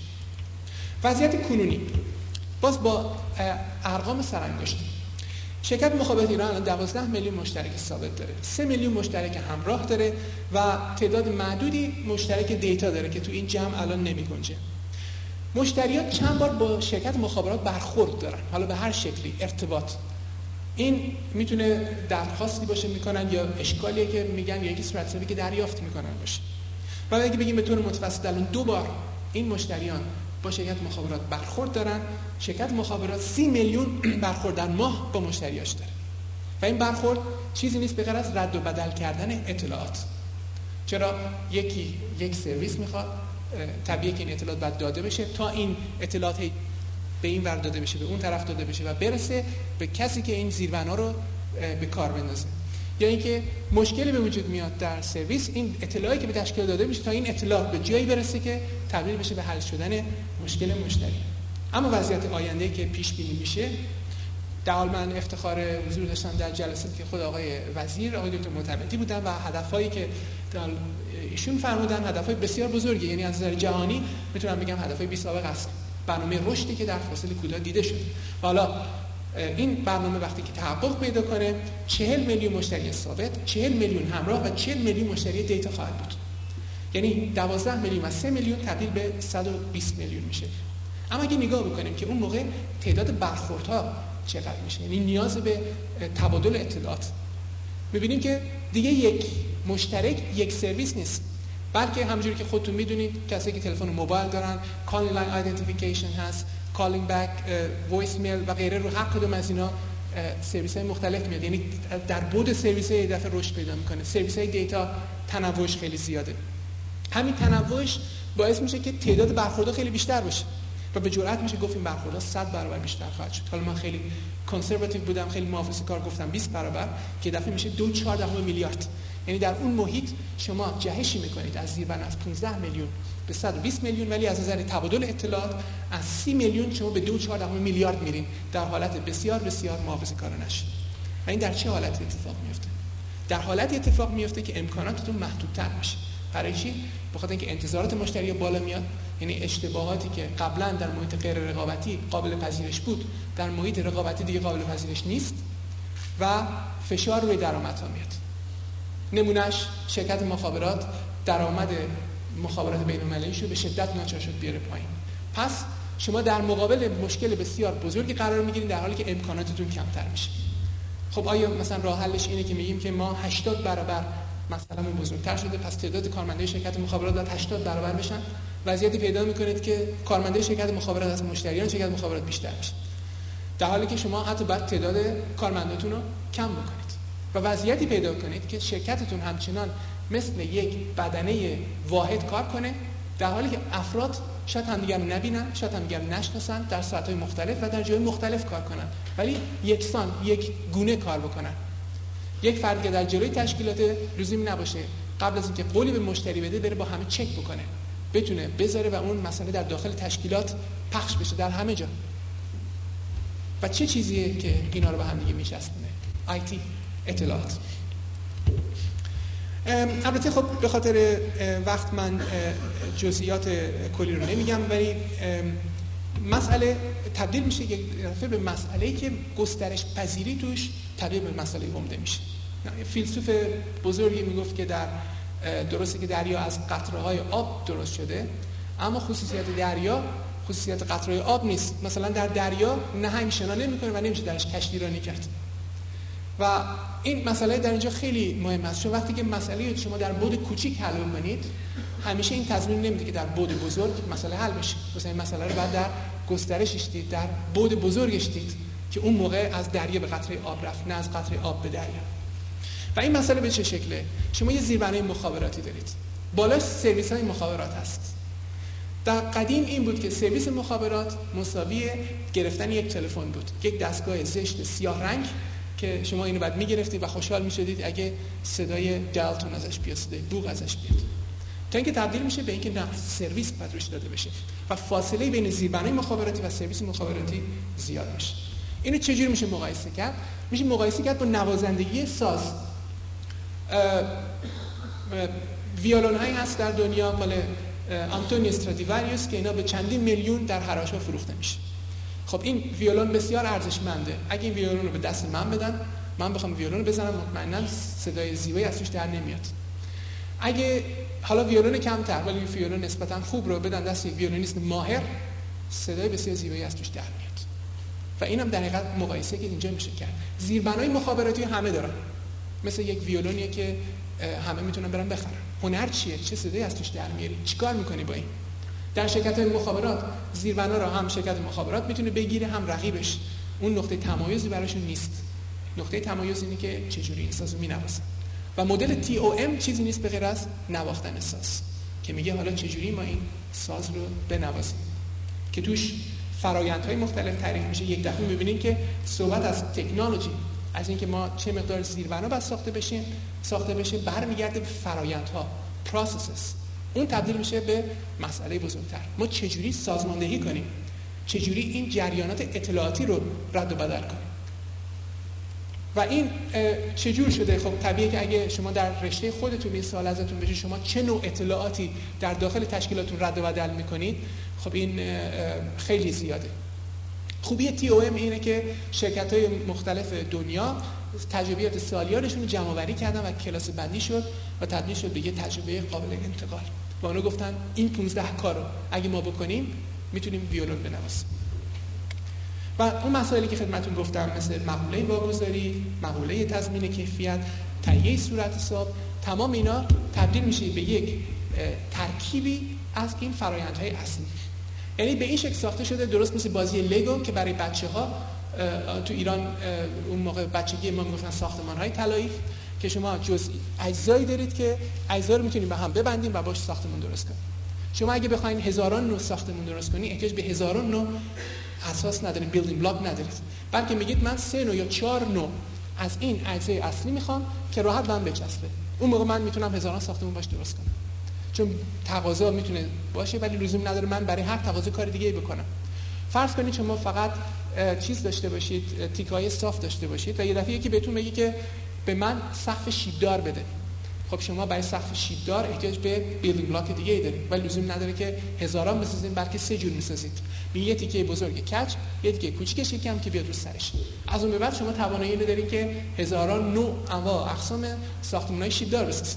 و این دقیقاً همون حرکتی که در اینجا شده برای اینکه چجوری این فرآیندها اداره بشن بر اساس 15 نوع فرآیند اصلی. و مسائل مثل مدیریت شبکه، مدیریت سرویس‌ها، مدیریت امور مشتریان، چیزایی که بخشایی از این هستش. و اگه نگاه بکنیم دنیای سنتی مخابرات اون دنیای پایین هستش که الان مقدار زیادی به سمت صنایع میره. دنیای مدرن مخابرات دنیای بالاست و اطلاعات نقش بسیار اساسی در اون دنیا بازی میکنه. اگه نگاه بکنیم به شرکت‌های پیشرفته مخابراتی دنیا می‌بینید که تو این شرکت‌ها این یک از مسائل بسیار بسیار اصلی شرکت. شاید یه مقداری اغراق‌آمیز دارم صحبت میکنم و دارم میگم زیربنا بی اهمیت، این صحبت من نیست، بلکه صحبت من اینه که توجهی که به این بخش باید بشه نسبت به توجهی که به زیربنا میشه بسیار کمه و به خصوص در ایران این عدم توجه خیلی زیاد هستش. در حال ما به همراه شرکت مخابرات ایران در سال پیش شروع به طراحی این محیط کردیم و طراحی محیطی که بتونه امکان اینو بده که شرکت مخابرات با ویولونی که در اختیارشه ساز موسیقی زیبا بزنه، چون در نهایت مشتریان این موسیقی رو میخوان بشنون، به خصوص وقتی بازار بزرگ بشه. یه موقعی هست که شما میگین بازار من کوچیکه، تشکیل شده از متخصصین، برای اونها خب خیلی اهمیت داره که آیا وایس اوور آی پی است یا پی اس تی هستش. ولی وقتی که میگیم من میخوام به 40 میلیون بدم، طبیعیه در هر ده روستا افرادی که شاید با مسائل ابتدایی برخوردن مشتری شما میشن و برای اونها طبیعتاً اصلا مطرح نیستش. محیط یگانه باید باشه، گسترش پذیر باید باشه، محیط باید جامعیت داشته باشه و قابلیت اندازه‌گیری داشته باشه. حرکتی که ما کردیم سرویس‌های مختلف رو که در بالا بوده و تنوع بسیار زیادی بوده، این سرویس‌ها رو که الان تعدادی خدمتتون خواهم گفت روی زیربنای اطلاعاتی پشتیبانی اینا رو سعی کردیم مپ بکنیم، ولی به این شکل اومده که یک جا این نشده، بلکه اول اومدیم اینا رو رسوندیم به مجموعه از این فرآیندها. همونجوری که گفتم با این 15 تا فرآیند ترکیبش بعد همه کارو بشه کرد. پس ما میایم ببینیم که از این تعداد زیاد سرویس چجوری بعد این 15 تا فرآیند طراحی بشه و به یک معماری کلی رسیده به مشخصات جزئی و عملکردی. و تا این مرحله ما پروژه رو جلو بردیم، چون بعد از این مسئله پیاده سازیه که کاری در حدود 150 میلیون یورو در عرض 5 سال. و جنبه‌ای که پوشونده شده در حقیقت چیزی نیست باز به غیر از این که قسمت‌های مختلف این رو، نحوه نواختن ویولون، نحوه انجام دادن بیزنس رو به اجزای مختلف پوشوندیم که در حقیقت در نهایت موقعی محیط به وجود میاد که توانایی این و این محیط داشته باشه که تمام این 15 فرآیند رو به شکل درست انجام بده. و اونجاست که آیتی در اینجا داخل میاد، چون این فرآیندها خب مقدار زیادیش فعالیت‌های افراده، ولی مقدار زیادیش ارتباط این افراد با هم دیگه. باز میگم در محیطی که افراد دیگه ارتباط شخصی نمیتونن با هم داشته باشن، یعنی شرکتتون که قبلا همونجوری که خدمتتون گفتم 30 میلیون ترانزکشن داره که دفعه میرسه به چند میلیارد، دیگه این حالت که همه از هم دیگه خبر داشته باشن نیست. این حالت که بگین یه تاسک فورس میاد همه رو توی اتاق جمع میکنیم و اینا مشکل حل میکنن نیست. یک مسئله که داخل اونجا میشه شاید همکاری 100 نفر همراه هم باشه که بعد با هماهنگی با هم کار کنن تا مشکل حل بشه. خب طبیعیه که اینا بعد با شکل اطلاعات با هم دیگه بسته بشن و اداره بشن و این نقش بزرگ سیستم‌های اطلاعاتی در مخابرات. حالا فرض کنید سرویس هایی که میاد داخل خود این سرویس ها مسئله اطلاعات خیلی مطرحه، پست صوتی، وایس میل که وقتی شما نباشید اینو منتقل کنه به یه سیستم دیگه، حفظ شماره تلفن، نام پورتابیلیتی است که شما میگم اینا سرویس هایی که در محیط کنونی به خاطر اینکه امکانات اطلاعاتی وجود نداره شاید غیر قابل تصور باشه، ولی موقعی که این امکانات به وجود بیاد تمام این قابل تصوره. شرکت دوم مخابرات میاد و به شما میگه که بیاین مشتری من بشید ولی شماره تلفنتون رو باید عوض کنید. خب شما یه شرکتی هستین که شماره تلفنتون رو سالها به همه گفتید و مایل نیستید حتی اگه تخفیف به شما بده. پس چی میخواید؟ میخواین در عین حالی که شماره‌تون حفظ شده از یک شرکت به شرکت دیگه برید. اون وقت میبینید که مسئله تبادل اطلاعات بین این دو تا شرکت‌ها با وجود اینکه شما از یک شرکت جدا میشید، اون شرکت همچنان در اون پروسه اطلاعاتی شما باقی میمونه و چیزای بسیار پیچیده پیش میاد. مسئله که از نظر من در ایران مسئله بزرگی میتونه بشه مسئله سرویس‌های 800 و 900 سرویس‌هایی که در اونجا بسیار بزرگه. میتونید مقایسه کنید با تلفن‌های محدودی که هست مثل شماره اورژانس. شما وقتی که اورژانس رو می‌خواید زنگ بزنید دیگه لزومی نداره، وقت ندارید که برید دفتر تلفن ببینید نزدیکترین بیمارستان کجاست، 3 شماره رو حفظ می‌کنید و می‌گیرید و اون شبکه است که شما رو به نزدیکترین بخش وصل می‌کنه. حالا این تبدیل شده به اینکه حالا چرا محدود کنیم به شماره اورژانس، اینو میدیم به همه. شماره‌ای که با 800 شروع میشه که شما براش نمیدین پول، شماره‌ای که 900 که پول بهش میدین. و این تبدیل شده به اینکه شما دادن اطلاعات رو به مشتری از طرف شبکه مخابراتی ممکن کنید.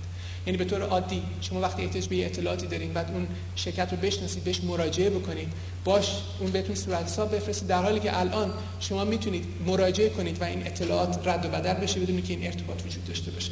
و این دقیقاً شرکت مخابراتی که این جریانات اطلاعاتی رو هدایت میکنه. دنیای MMS و SMS که SMS در ایران به راه اومده که پیغام‌های کوتاه بفرستید از طریق تلفن موبایلتون، تبدیل شده به یه عاملی که شما بتونید درخواست اطلاعات کنید و اطلاعات دریافت کنید. به عنوان مثال یه نمونه البته خب شاید خیلی به قول معروف عامیانه باشه، شما در یه جایی هستید می‌خواید بگید نزدیکترین چلو کبابی کجاست و با موبایلتون اینو میپرسید. شما اونجا رو نمیشناسید، مثلا نمیتونید بگید چلو کبابی یا حافظ یا چلو کبابی سعدی یا سلطانی، نمیدونید اونجا هست یا شمشیری اونجا هست. خیر، فقط میگید یه چلو کبابی این نزدیک کجاست. خب خب چه اتفاقی میفته؟ این میره به یه سرویس پرووایدر که این اطلاعاتو داره و طبیعیه که به شما نمیتونه بگه که نزدیکترین کجاست، بخاطر اینکه اول باید بدونه شما کجا هستید. خب به جای اینکه از شما بپرسه شما کجا هستید، این از شبکه میپرسه. به خاطر اینکه شما با موبایل مشغول هستید، برای همون سیگنالینگ که موبایل باید ارتباط برقرار کنه تو اون فضای بیس استیشن، باید بدونید که شما کجا هستید. پس اطلاعات از اونجا میگیره، این دو تا رو میتونه با هم مچ کنه و شما این اطلاعاتو بفرستید. عملا این سرویس ها، حالا چند تاش میگم، باعث این شده که حجم انتقال اطلاعات مقدار زیادی از شبکه مخابراتی بیاد. مثلا باعث شده که شرکت‌های کوچیک بتونن پا بگیرن. شرکت‌های کوچیک هر موقعی که بخوام پا بگیرن، خب اولین مشکلشون اینه که من باید یه جا داشته باشم، دفتر داشته باشم، من باید با مشتریان برخورد کنم، سیستم باید داشته باشم، صورتحساب باید بتونم بفرستم به مشتریان. و این به این شکل هست که هر شرکتی حتی بدون هیچ جا به عنوان یک پرووایدر تبدیل میتونه به یک شرکت بشه و بقیه‌اش همش به شکل مجازی در اختیار شرکت قرار میگیره. مسئله که از نظر من برای ایران مسئله بسیار بسیار بزرگه. به عنوان مثال بحثی که ما با سازمان مدیریت و برنامه‌ریزی داریم در مورد تکریم ارباب رجوع بخش دولتی، اینکه تعداد مراجعین بخش دولتی پایین بیاد. طبیعیه که این یک راه حلیه که تعداد مراجعین بخش دولتی پایین میاد، با همه عوارض و جنبش، ترافیک کمتر میشه، رضایت بالاتر میره، نه فقط رضایت ارباب رجوع بلکه رضایت کارمندان دولت. معمولا وقتی که ما به یک گیشه مراجعه میکنیم و اون طرف ما جواب درست نمیده، فکر میکنیم تقصیر اون طرفه، در حالی که اونم وابسته است به تشکیلات پشتش و این نه برای اون جالبه نه برای مشتری. مسئله تبلیغات، یکی از مشکلات تبلیغات اینه که شما بهتون تو ماشین دارید میرید، یک کاغذی میندازن که اصلا به شما ربط نداره، باعث مورد علاقتون هم نیستش. یا از رادیو تبلیغ میشنوید که تبلیغ کلیه، به عنوان مثال تبلیغ رستورانی رو در نازی آباد میکنه در حالی که شما در تجریش هستید. در حالی که وقتی که شما داخل این شبکه باشید، این شبکه دائم میدونه که شما در کجا هستید. پس این اطلاعات میتونه تبدیل به تبلیغاتی بشه که در اون موقع برای شما لازمه. یعنی شما در اونجا هستید، میگه در اینجاست که این رستوران هست و مورد نیاز شما هست. مسئله کاستمر کیر که خیلی مطرحه اینه که شما به خاطر اطلاعاتی که جمع آوری میکنید کم کم نیاز مشتری از خود مشتری بهتر میتونید بفهمید. چرا؟ چون رفتار مشتری از نحوهی که استفاده از سرویس میکنه رو متوجه میشید و همین باعث میشه که به مشتری سرویسی رو بدید، نیازی بدید که حتی خودش دقیقاً نمیدونه که این نیاز منه و شما اینو کم کم بهتر از اون میشناسید. این نمونه بسیار موفقش کی مارت در آمریکا که در حقیقت سوپرمارکت هایی هست که ریتیل هستن، خرده فروشی هستن، همین که الان بارکد هست که شما اسکن میکنید برای قیمت ها. خب نه، چیز اولیش این بوده که ما میخوایم کار اون کشیر صندوقدار رو کم بکنیم، به جای اینکه دونه دونه قیمت رو بزنه اینا رو اسکن میکنیم. خب موقعی که اینو شما اسکن بکنید میتونید اینو استفاده اولی بکنید، صورت حساب درست کنید. دومیش اینه که نگرش دارید، بعد از یه مدت شروع کنید بررسی کردن که واقعا مشتری چی خریده. یه علمی اومد به نام دیتا ماینینگ، شما بگردید دنبال ارتباطات در حالی که نمیدونید از قبل دنبال چیه. یعنی اون دیتا رو، اطلاعات رو به عنوان منبع ببینید، بگردید دنبال مسائل و اون موقع مثلا اینکه پکیج چی باشه برای مشتری، اون چیزی که در سبد میذارن بفروشن چه چیز جالبه، اینا شروع کردن اسکن کردن و متوجه شدن که هر کی چیپس میخره کلا هم میخره. خب این چیز الان خیلی بدیهیه، میگین درسته، ولی اون موقع کاملا ناشناخته بود، در حالی که این بهشون داد. بله، هر موقع ما ببینیم یکی چیپس میخره کلا میخره. پس اگه ما بخوایم فروش خوب داشته باشیم، چیپس و کلا رو داخل یک پکیج میذاریم یا میگیم اگه دو تاشو با هم بخرید از اون یکی تخفیف میگیریم. این در حقیقت وضعیت کم کم به وجود میاد که رفتار سابقه مشتریان رو به خاطر اینکه شما دارین جمع میکنین برای بیلینگ، اطلاع جدید میده که اصولا نیاز چیه. مثلا به جای اینکه بخواید تخمین بزنید یا حدس بزنید که من سرویس بعدیم چی خواهد بود یا نیاز چی خواهد بود یا دنبال روی از جای دیگه بشه، میتونید دنبال کنید. اینه که شما برهم کنش دارید با بازار. من نمونه‌های بسیار زیادی هست، در حال اینا مقدار زیادی روش تحقیقات شده تو این فاصله و مشخصات این سرویس انجام شده. اینا فقط به شکل نمایشی خدمتتون میگم، گوناگونیش بسیار زیاده و اطلاعات نقش اصلی رو در به وقوع پیوستن این ایجاد میکنه. مسئله دیگه که به عنوان مثال آخر میاد در این سرویس هایی که به شکل عمده فروشی به وجود میاد. یعنی شما به عنوان مشتری نهایی چیز ازش نخواهید دید. شرکت مخابراتی میان، خب طبیعی شرکت مخابرات دوم که بیاد شاید برای خودش یه بک‌بون بسازه ولی شبکه دسترسی دوم نمیتونه بسازه. حالا برای روشن کردن مثل شاهراه‌ها و کوچه هاست. شما برای اینکه از یک خونه به جای دیگه برید کوچه لازم دارین و شاهراه. خب شاهراه در مجموع شاید بگید 5000 کیلومتر شاهراه کافیه برای یک کشور، ولی چقدر کیلومتر کوچه لازمه؟ میشه شاهراه دوم ساخت، ولی آیا میشه تصور کرد که همینجا کوچه‌های دوم میشه ساخت؟ این چندین میلیون کیلومتر. خب طبیعیه که وقت به اینجا میاد که یک جایی رو بعد کسی که اون کوچه رو داره اینو در اختیار اون یکی بذاره. یا این شرکت مخابرات همه چی خودشون نداره، مثلا یه قسمتش استفاده میکنه از شبکه شرکت مخابرات مادر و این باعث میشه که جدا از اینکه این ارتباطات اطلاعاتی به وجود بیاد و فرآیندها به وجود بیاد بین شرکت مخابرات و مشتری نهایی، بین شرکت‌های مخابرات بین همدیگه به وجود میاد که این مسئله رو به مراتب پیچیده‌تر میکنه. به عنوان مثال شما یه شرکت مخابرات دوم اومده و این حالا جدا از مخابرات در زمینه انرژی داره پیش میاد، ولی شما نمیخواین برید سراغش، بلکه میگید که من میخوام بتونم انتخاب کنم. یه پیش شماره اگه من بگیرم میتونم انتخاب کنم که این تلفنم از طریق اون شرکت بیاد. به عنوان مثال میگید که من الان شنیدم که برق خوزستان ارزون تره و من در تهران زندگی میکنم، واسه همین میخوام یک هفته برق خوزستان رو داشته باشم. یعنی به همین شکلی خدمتتون میگم الان ممکن هستش که به جای اینکه هیچ شما ارتباطی با شرکت مخابرات خوزستان داشته باشین، یک کسی بیاد چیزی جلوی در خونتون بکنه و چیزی وصل کنه، شما اینو میتونید انتقال بدید و اینا باز همه بر اساس همین اطلاعات هست که شما اون موقع انتخاب میکنید که من میخوام از طریق این اپراتور این تلفن کارم انجام بدم و این شناسایی میشه و این انتقال داده میشه و بعد تمام روابط دیگه بینش پیش میاد. و نمونه‌های بسیار بسیار دیگه. در هر حال میرسیم به این که حالا مشتری تو این محیط قرار گرفته و داره یک سازی یکی براش مینوازه و این براش دلنشینه. این دلنشینی براش چی هستش از نظر مخابرات؟ اینه که اون میخواد واگذاری سرویس بهش از محل مورد انتخاب اون انجام بشه. یعنی شما لزومی نداره برای سرویس بدونید اول مرکز مخابرات در این منطقه کجاست، آدرسش چیه، به اونجا باید مراجعه کنم تا کارم انجام بشه. شما انتخاب می‌کنید به عنوان مشتری، نوعش هم شما انتخاب می‌کنید. یه موقع است که میگید که بله میرم به اون مرکز مخابرات، ولی نه میرم به مرکز خدمات ارتباطی یا میرم به فروشگاه شهروند. یعنی که از راه دور از طریق اینترنت من درخواست میدم. این برای شرکت مخابرات باید تفاوتی نداشته باشه. در اونجا باید به مشتری بتونن سبد بدن، پکیج بدن، همونجوری که نیاز مشتری میشناسن بگن که ما میدونیم که شما از این استفاده میکنید، مثلا به صلاحتونه که اینو بگیرید. بهش در حقیقت مشاورت میدن. امکان بررسی فنی آنی، یعنی در اون جلوی تشکیلات الان پروسه‌ای که در ایران هست، فرآیندی که هست، شما وقتی که درخواست بدید بعد یکی بررسی فنی بکنه، 3 روز طول میکشه که به شما بگن آیا بررسی فنی وجود داره، خط داریم به شما بدیم یا خیر. در حالی که این فقط مسئله اطلاعات که در همون لحظه وقتی بشه این محیط رو ایجاد کرد که اون اطلاعات در اونجایی که این درخواست میگه آماده باشه، در همونجا میتونه بگه امکانات فنی وجود داره یا خیر. این تأخیر تنها به دلیل اینکه این اطلاعات وجود نداره. اما میدونه که این امکانات فنی وجود داره، این نیست که برو حالا ما یکی میفرستیم این رو پروویژن بکنه برای فعالش بکنه، بلکه همون امکان فعال سازی آنی اونم باز چیزی نیست بغیر از اطلاعات. این که اون فردی در اونجا هست بدونه که فردی که سرویس میخواد بگیره مربوط میشه به این سویچ در اون منطقه و این پیغام بعد به اون سویچ فرستاده بشه که این قسمت پروویژنینگ انجام بشه. و امکانات تغییر آنی سرویس، یعنی شما این نباشه که یک سرویس بگیرید و تغییرش چیز پیچیده‌ای باشه، تغییرش خودتون حتی باید بتونید بکنید، چیزی که شناخته میشه به نام سلف پروویژنینگ. تضمین کیفیت اینه که همونجوری که برای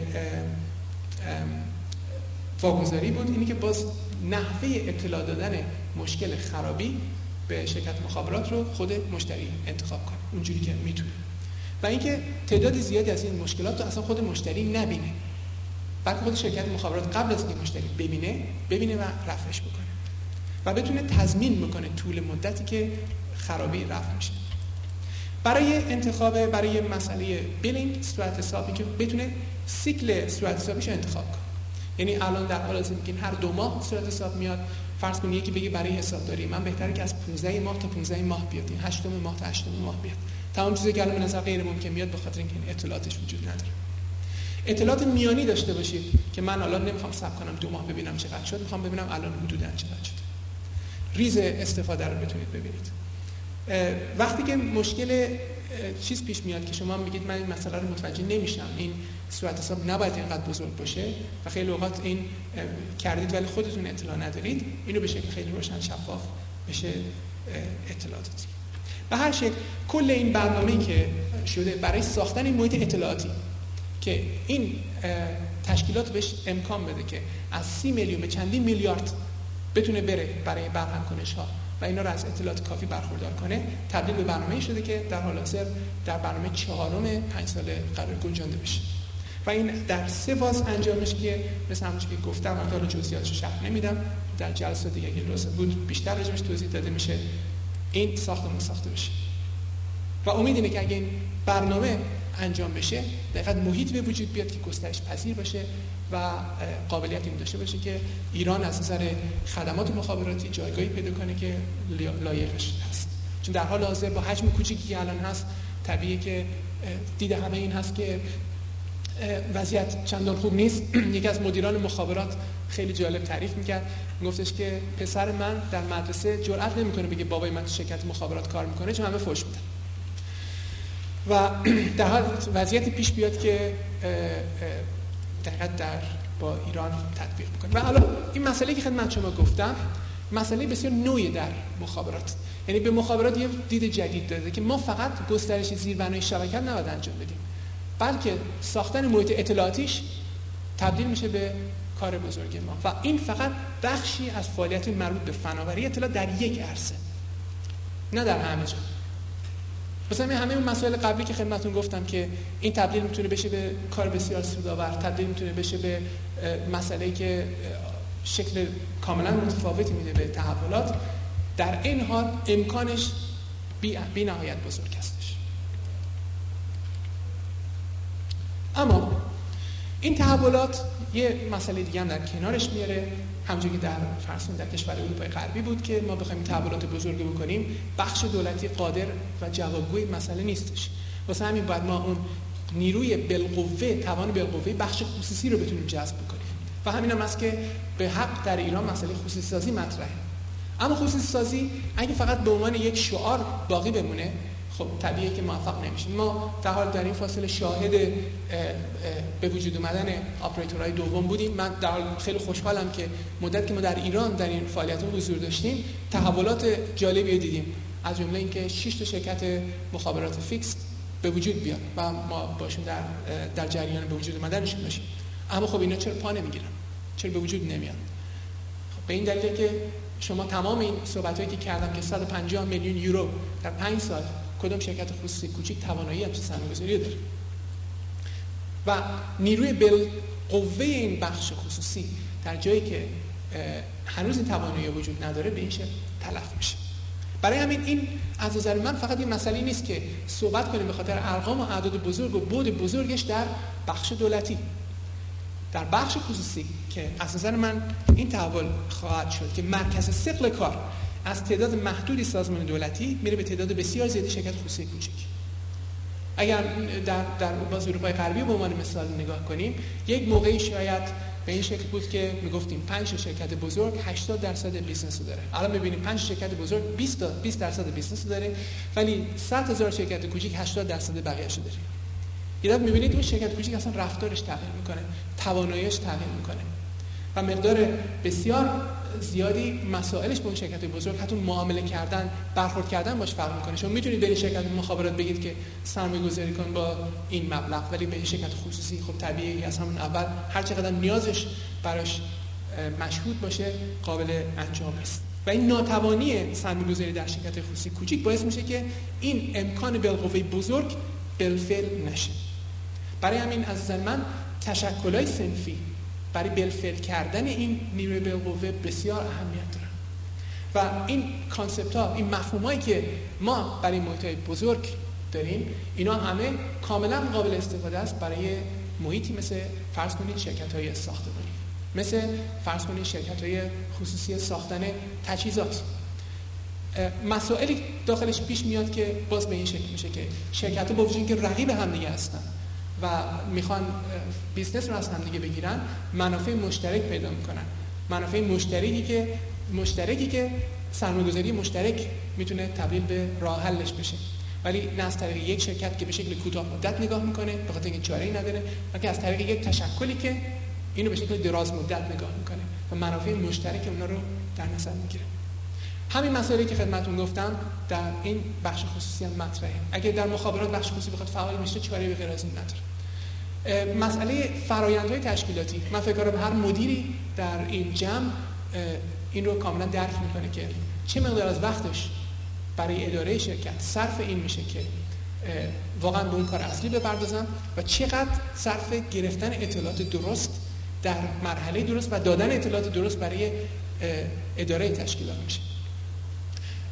از اونجایی که محدوده این وقت این صحبت اجازه نمیده، فکر میکنم اینو بعد در جلسه دیگه در چارچوب دیگه اینا رو نگاه کرد. در حال حاضر ما یک پروتوتایپ در حال ساختن هستیم که این پروتوتایپ 21 سپتامبر که میشه یک شنبه هفته آینده این لایف میشه، زنده میشه، که توی اون محیطی رو نشون دادیم که توی این محیط شما گسترش پذیری رو دارید، فرآیندهای تشکیلاتی به شکل مرکزی میتونید اعمال بکنید بدون که لازم باشه همه افرادی که انجام این فرآیند میکنن همه آیین‌نامه‌ها رو بدونن. امکان اینو میده که شما آیین‌نامه‌های تشکیلاتی رو بتونید در حالی عوض کنید که تشکیلات در حال انجامه بدون که تشکیلات متوجه بشه. بتونید فیدبک داشته باشین از آیین‌نامه‌ها. برای چی شما عوض میکنید روش تشکیلاتی؟ به خاطر اینکه نتیجه بهتر بگیرید. ولی خیلی اوقات نمیدونید نتیجه بهتر گرفتید به خاطر اینکه اطلاعات به شما بر نمیگرده. مثلا وقتی مشکل پیش میاد میگید مشکل هست یا مشکل نیست، ولی این توانایی وجود نداره که مشکل رو بتونید به زنجیره ضعیف این حلقه منتقل کنید.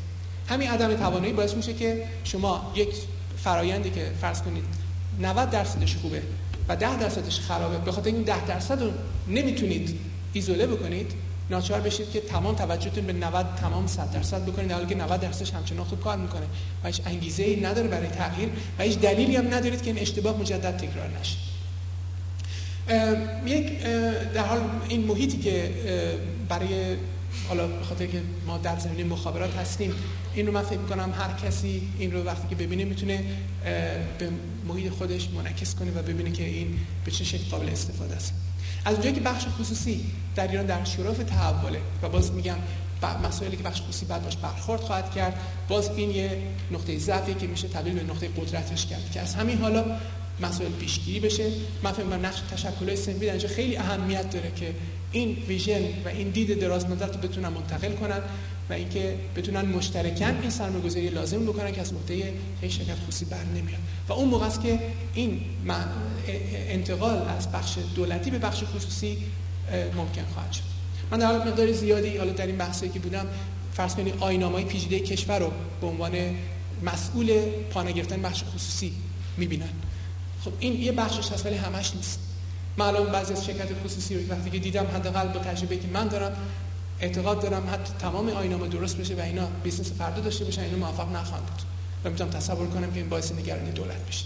پس بخش خصوصی هم به غیر از مسئله آیین‌نامه‌ها و محدودیت‌ها این وظیفه رو داره که خودش رو آماده کنه برای این تحول و با این دید جدید به مسئله نگاه کنه. اون موقع است که میتونه نقش ارزشمند داشته باشه در تحولات آینده کشور. حالا راه توسعه دیگه برای ایران، حالا راه سنتی، ما میگیم راه سنتی متکی به منابع طبیعی. متکی به منابع طبیعی پایان پذیره. این یه واقعیتی که همه ما میدونیم. این که فرض کنید زیر ایران نفت هست، یک شانس بزرگ ایرانه و در حال یک شانس موقتیه که یک موقع میتونه تموم بشه، پایان بشه. صادر کننده مواد خام، خب شما محدودیت کالاهای سخت رو دارید. همونجوری گفتم سودآوری، مسئله سرمایه‌گذاری توش، مقدار زیادی مسائل سیاسی جهانی، مسائل ارزی، اینکه نرخ دلار چقدره که هیچ گونه نفوذی شما روش ندارید بهش وابسته میشید. حالا راه دیگه در کنار راه سنتی، من این راه رو نفی نمی‌کنم، راه سنتی اینو من راه ساده میدونم، اینو همیشه میشه انجام داد. نفت همچنان وجود داره، همچنان اینا رو میشه صادر کرد، اما این نباید تنها راه باشه. راه دیگه اینه که متکی باشیم به هوش و استعداد نیروی انسانی خود و اون موقع است که این منبع پایان ناپذیره. کشورهای مثل فرض کنید ایران، من میدونم که مقدار زیادی نگاه میکنه به مالزی و اون کشور موفق، به سنگاپور، کشورهایی که شما میبینید نقش بزرگی در دنیا دارن بدون هیچ مواد طبیعی با تکیه کامل به هوش و استعداد نیروی انسانی خود. و من کاملا اعتقاد دارم از نظر هوش و استعداد ایران هیچ گونه کمبودی در این زمینه نداره. بلکه مدیریت این مسئله است که این هوش و استعدادی که در المپیادهای جهانی نفر اول میشن تبدیل بشن به نیروی بالقوه بالفعل برای پیشرفت کشور، به جای اینکه اینا از کشور متواری بشن، اینکه تبدیل بشه به تولید کننده و صادر کننده اطلاعاتی با همه مزایای کالاهای نرم که خدمتتون گفتم از نظر سودآوری و غیره. برگردیم به همون مسئله اول. راه توسعه دیگه همچنان همون پرش کانگروییه، یعنی شما میپرید به جایی که نمیدونید اون طرفش چیه و میتونه به جایی که نتیجه بگیره تبدیل به همون شالاب بشه. اما از نظر من این دلیلی برای نپریدن نیستش. خیلی متشکرم.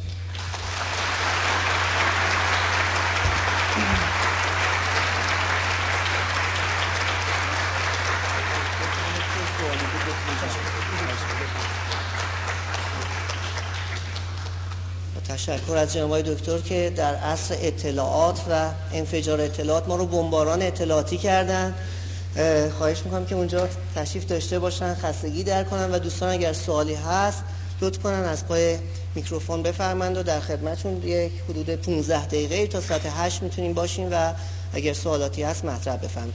آقای من سفرزایی لطف بفرمایید پای میکروفون که هم بقیه دوستان بشنون هم در فیلم ضبط بشه.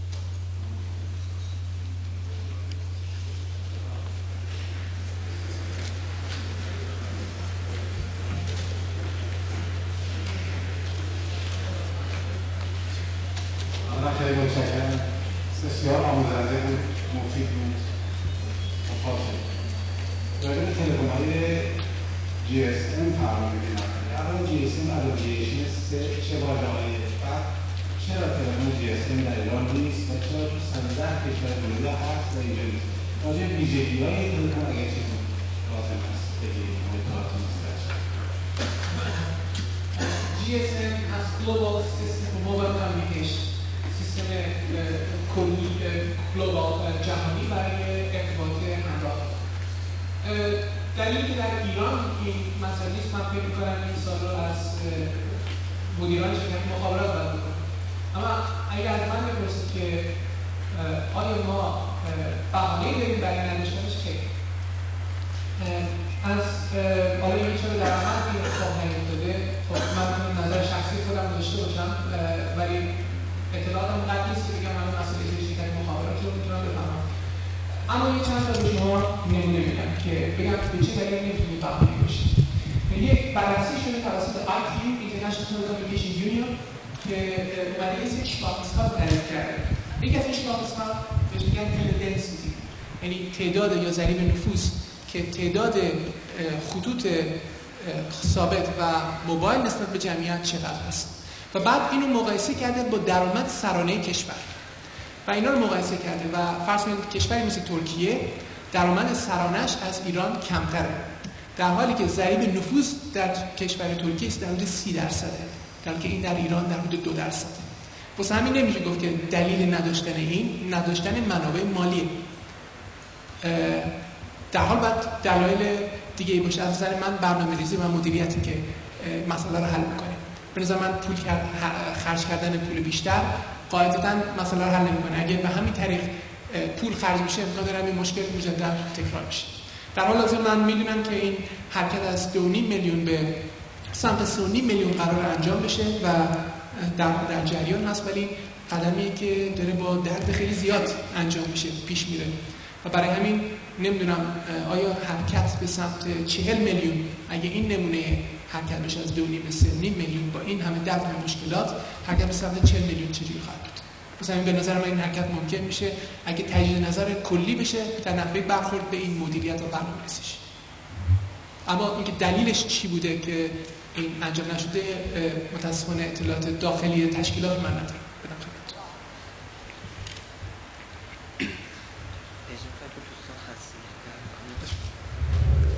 سوال بعدی رو احتمالاً دوستان بیان و بپرسن، من استفاده کنم از فرصت و در ورودی سالن حتما با این بروشورهایی رو که توضیح شد ملاحظه کردید.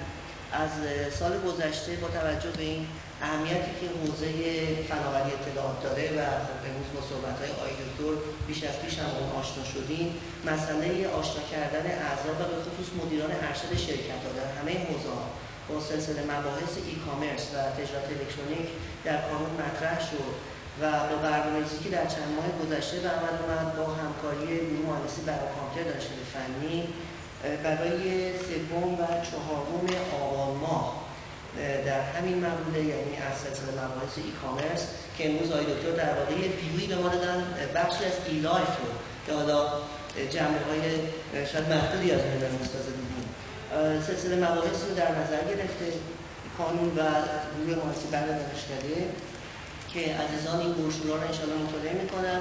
هدفگیری این کورس بیشتر برای مدیران ارشد هست و در همه حوزه‌ها پیش بینی شده است، یعنی دوستان در بخش مشاور، پیمانکاران، بخش‌های صنعتی، تولید و خدمات همگی میتونن از این دوره‌ها استفاده کنن و امیدواریم که در سلسله مباحث آتی، چون اولی که برنامه‌ریزی کردیم و از فیض وجود آقای دکتر شاید مطابق نتونیم برخوردار بشیم، ولی انشاءالله در دوره‌های بعدی با همکاری آقای دکتر و سایر عزیزانی که برای این دوره هم همونطور که ملاحظه فرمایید از مدرسین در واقع طراز اول این حوزه دعوت به عمل اومده و امیدواریم که با توجه به اینکه مدت زیادی برای ثبت نام نیست و محدودیت ظرفیت خواهد داشت این دوره که در 3 در هتل داده برگزار خواهد شد، دوستان علاقه‌مند اقدام کنند و ضمن توضیح بدیم که هزینه ثبت نام برای اعضای کانون 300,000 ریال نسبت به اون عددی که اینجا نوشته شده تخفیف خواهد داشت برای اعضای خود کانون و بلشتایی هم که اون مبلغی است که اینجا پیش.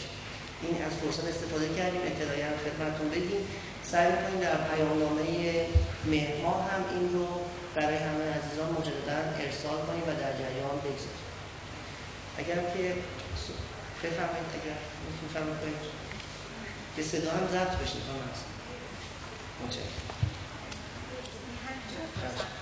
امکان تلکنفرانس‌های عمومی در حد اینکه 30-40 نفر پشت تلفن بتونن کنفرانس بکنن آیا دیده شده توی ایران یا چون فکر می‌کنم توی امریکا دیده بودم که تلکنفرانس‌هایی بود که 150 نفر پشت تلفن میتونستن یک کنفرانس تلفنی داشته باشن و به جای اینکه جلسه حضوری داشته باشن پای همون تلکنفرانس‌های عمومی جلسه برگزار میشه. آیا این بستر یا این کار وجود داره یا پیش بینی شده؟ بله، این کلا مسئله همین چیزی که شما می‌فرمایید حتی ویدیو کانفرنس هست، تلکنفرنسینگ که فقط صدا منتقل میشه، این سرویسایی که در ملاحظه در ایران هم ممکن هستش. یعنی تو زیربنای تکنیک ایران این مسئله پیش بینی شده. ویدیو وایس کانفرنسینگ ممکنه، شما با چند نفر همزمان بتونید تلفن کنید. ویدیو کانفرنس در ایران تا جایی که من میدونم در حد مدیریت شرکت مخابرات هستش ولی اگه نگاه بکنیم به مسیر حرکت کلی، حتی تفکرات خیلی جلوتر از این رفته. به هر جهت دید اینه که حرکت یا انتقال فیزیکی تا جایی که ممکنه برای رد و بدل انتقالات رد و بدل اطلاعات باید حذف بشه. یعنی شما موقعی حرکت فیزیکی میکنید به خاطر اینکه میخواین حرکت فیزیکی بکنید، ولی دیگه لازم نیست که برای انتقال اطلاعات این حرکت فیزیکی انجام بدید. یه موقع میگه که بله من میخوام برم یکی رو ببینم، اون موقع است، ولی نه به خاطر اینکه احتیاج داریم این اطلاعات رد و بدل بشه. وقتی بگم من فکر کنم فیلم‌های ساینس فیکشن، حتی فیلم میتریکس نمیدونم دیدید یا غیره، مقدار زیادی از اینا مسئله که به عنوان سرویس‌های آینده دیده میشه که نه فقط شما حالا صحبت می‌کنیم از انتقال صدا، صحبت می‌کنیم از انتقال تصویر، شما میتونید از تمام انتقال چیزایی که با احساس ششگانه‌تون یا ششگانه‌تون حس می‌کنید، حالا پنجگانه، اینا رو میتونید منتقل کنید. در اینکه مغز شما با چشماتون نمی‌بینید، با مغزتون می‌بینید. چشمتون در حقیقت یه سنسوریه که تبدیل به سیگنالی می‌کنه، سیگنال الکتریکی می‌کنه که مغزتون اینو به عنوان دیدن درک می‌کنه. که شنیدن دقیقاً همینه، با گوشتون نمی‌شنوید، با مغزتون می‌شنوید. و حس کردن، بوییدن، برای همین کاملا ممکنه از نظر علمی که شما به جای که با چشمتون ببینید، این سیگنال به جای که چشمتون رو تبدیل بکنه، شما اینو می‌تونید مستقیم به مغز بدید. برای همین شما حتی می‌تونید در یک جای حضور داشته باشید بدون اینکه حضور داشته باشید. در اینکه شما در اینجا الان هستید به این دلیله که احساس پنجگانه شما به شما که اینجا هستید. مجموعه‌ای از احساس گرما، احساس لمس، نشستید جایی، میشنوید، میبینید حالا اگه این سیگنال‌ها در جای دیگه به مغز شما داده باشه، شما دقیقاً همون رو درک می‌کنید عینی که اینجا هست. و این حالا میگم یه حالت ساینس فیکشن داره، مثل فیلم‌های خیلی چیز، و اینا چیزایی که در آینده در سیستم مخابراتی به وقوع خواهد پیوست. حتی حالا اینکه شما درک کنید اینجا باشید یا من درک کنم که شما اینجا هستید، که وجود شما رو به شکلی هولوگرام از داخلتون، اونم باز مجموعه اینه که شما شناخته بشید، مجموعتون تبدیل به یه مجموعه سیگنالی بشه که در اینجا یه پروژکتوری بشه به هولوگرام وجود شما رو اینجا ثبت بکنه. اون موقع شما اینجا نیستید، شما درک میکنید که اینجا هستید و من هم درک میکنم که شما اینجا هستید. مثلا همین در حقیقت دلیلی نداریم برای ارتباط فیزیکی ترانسپورت.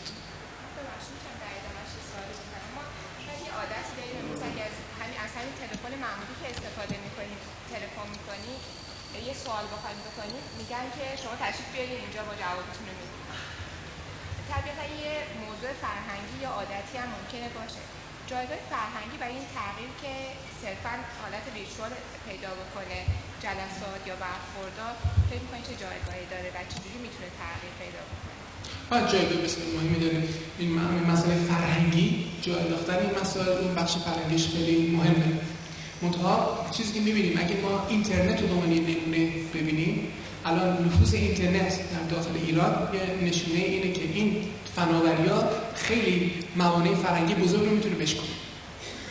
یعنی الان من فکر میکنم در ایران مادر من ایشون هم اینترنت رو کاملا میشناسه، یعنی از این جهت که به این طریق میتونه راحت با نوابا در اون ور دنیا ارتباط برقرار کنه. در وقتی که این امکانات به وجود بیاد و این نیاز به وجود بیاد، به فرض کنید اینکه شما به عنوان اون فرد که میگه اینجا مراجعه کنیم به روابط عمومی، معمولا خیلی مسائل احساس میکنه از طریق تلفن نمیشه حل کرد و یه موقعی وقتی این احساس بشه، این امکانات به وجود بیاد، به نظر من موانع فرهنگی شکسته خواهد شد.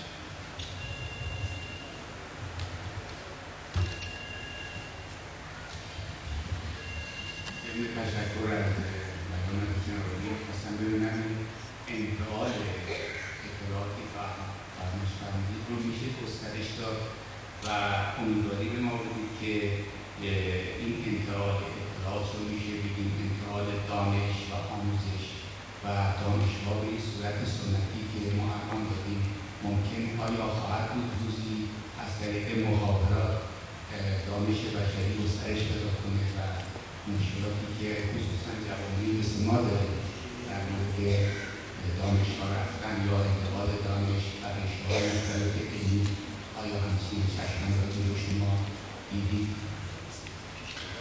بله، مسلماً الان مقدار زیادی در فرهنگ تکنولوژی چیزایی اومده که با ای شروع میشه.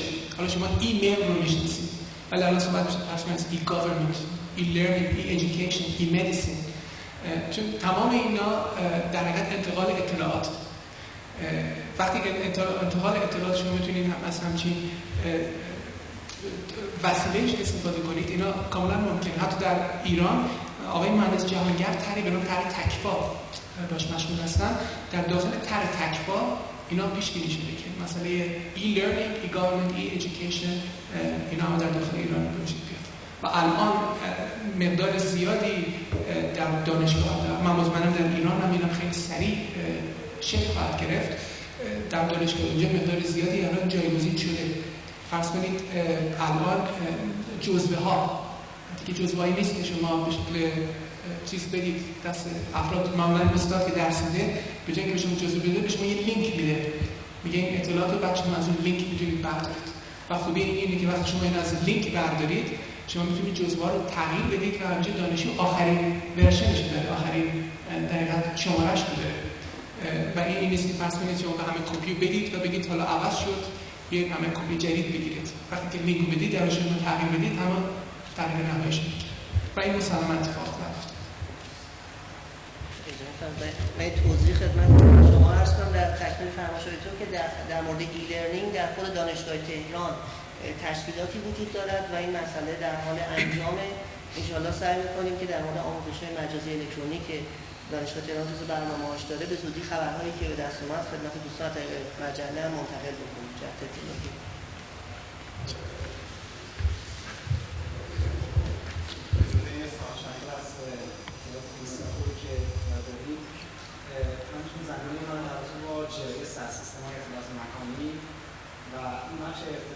فناوری اطلاعات از این نظر برام مهم هست که در واقع اطلاعاتی رو که حالا به شکل مختلف اپلیکیشن میتونه پیدا کنه ما از دید مهندسی نقش رو برداریم خاطر که اطلاعات باید زمین مرجع یا ژئو رفرنس بشه.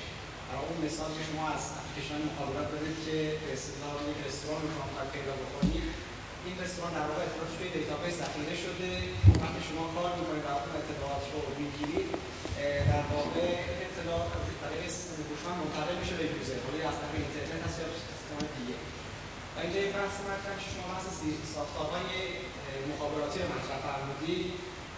ما در جنس بحث زیرساخت‌های اطلاعاتی داریم، Special Data Infrastructure SDR، و معتقدیم که در واقع باید این فناوری اطلاعاتی به نوعی زمین مرجع بشه، یعنی بیاد بستر SDR قرار بگیره به طوری که بتونه قابل استفاده بشه برای یوزرهای مختلف.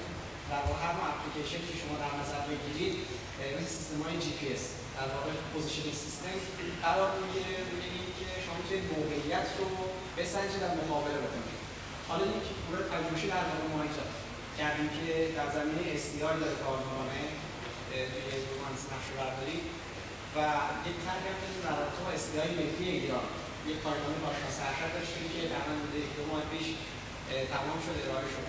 و من خیلی علاقه‌مندم ببینم که به اصطلاح در رابطه با اطلاعات مکانی شرکت شما چقدر فعالیت کرده و چقدر شما استفاده کرده از سیستم‌های GIS برای اینکه بهبود بخش زیرساخت‌های اطلاعاتی.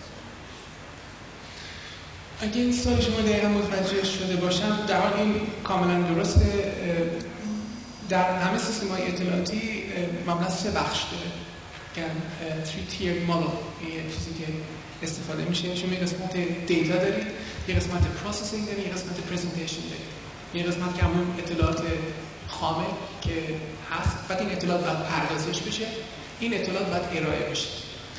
مسئله فرض کنید GIS هم Geographical Information System معمولا پرزنتیشن، یعنی نحوه ارائه اطلاعات که این در حقیقت شما اینو میتونید به شکل یه ریپورت بدید، اینو میتونید به شکل و هر شکل یه شکل که اینو مرتبط کنید به اون رفرنس جغرافیایی. در این مورد اگه بگم ما چه فعالیتی کردیم، بیشتر فعالیت ما توی قسمت جغرافیایی فرض کنید این بود که ما بتونیم ببینیم که رفتار، یعنی یک کیسی که ما خودمون باش برخورد داشتیم، استفاده از cordless versus GSM. همچنین که می‌دونید الان تلفن‌های فیکس شما cordless دارید، یک تکنولوژی به نام دکت هستش که تکنولوژی دکت باعث میشه که GSM و cordless ما خیلی نزدیک باشه. شما تلفن 20 هم تو خونتون دارید الان GSM نیستش و این میتونه خیلی زیاد باشه و اینجاش میتونه خیلی طولانی باشه. و بعد بررسی شده بود که ما در داخل شرکت، در یک از شرکت‌ها، در یک از بخش‌ها آیا باید به همه GSM بدیم یا خیر. ما اینو به شکل GIS موقع ساختیم که ببینیم چه مقدار وقتی که اینا دارن، چون مثلا این که شما GSM می‌گیرید مسئله موبیلیتی هست که بتونه حرکت کنه در این ما دسترسی داشته باشیم. ولی مشخص بشه که 80% زمانی که این داره حرکت می‌کنه تو همون محدوده‌ای داره حرکت می‌کنه که با اون دک هم قابل پوششه، طبیعی از اقتصادی صرف می‌کنه شما یه راه حل دک بذارید تو GSM که اون همچنان بشه فیکس بال بمونه. اینا سیستم‌های GIS که ما به این جهت ساختیم بود برای پرزنتیشن. مثلا شما می‌فهمید در مورد GPS ما در این مورد فعالیت نداشتیم. اگر که اجازه می‌فرمایید با تشکر از جناب آقای دکتر اوتاریان و آرزوی موفقیت بیشتر برای ایشون و تشکر که امیدواریم در فرصت‌های بعدی هم خدمتشون باشیم و از حوصله همه دوستان که به هر حال با طولانی شدن برنامه هم نشستم و استفاده کردم به طور قطع، چون برنامه واقعا بسیار زیبا و منحصر به فردی بود، بسیار آموزنده. و تشکر از جناب مهندس اوتاریان پدر آقای دکتر اوتاریان که این فرصت رو برای ما فراهم کردن که ما در خدمت آقای دکتر باشیم. خیلی ممنون.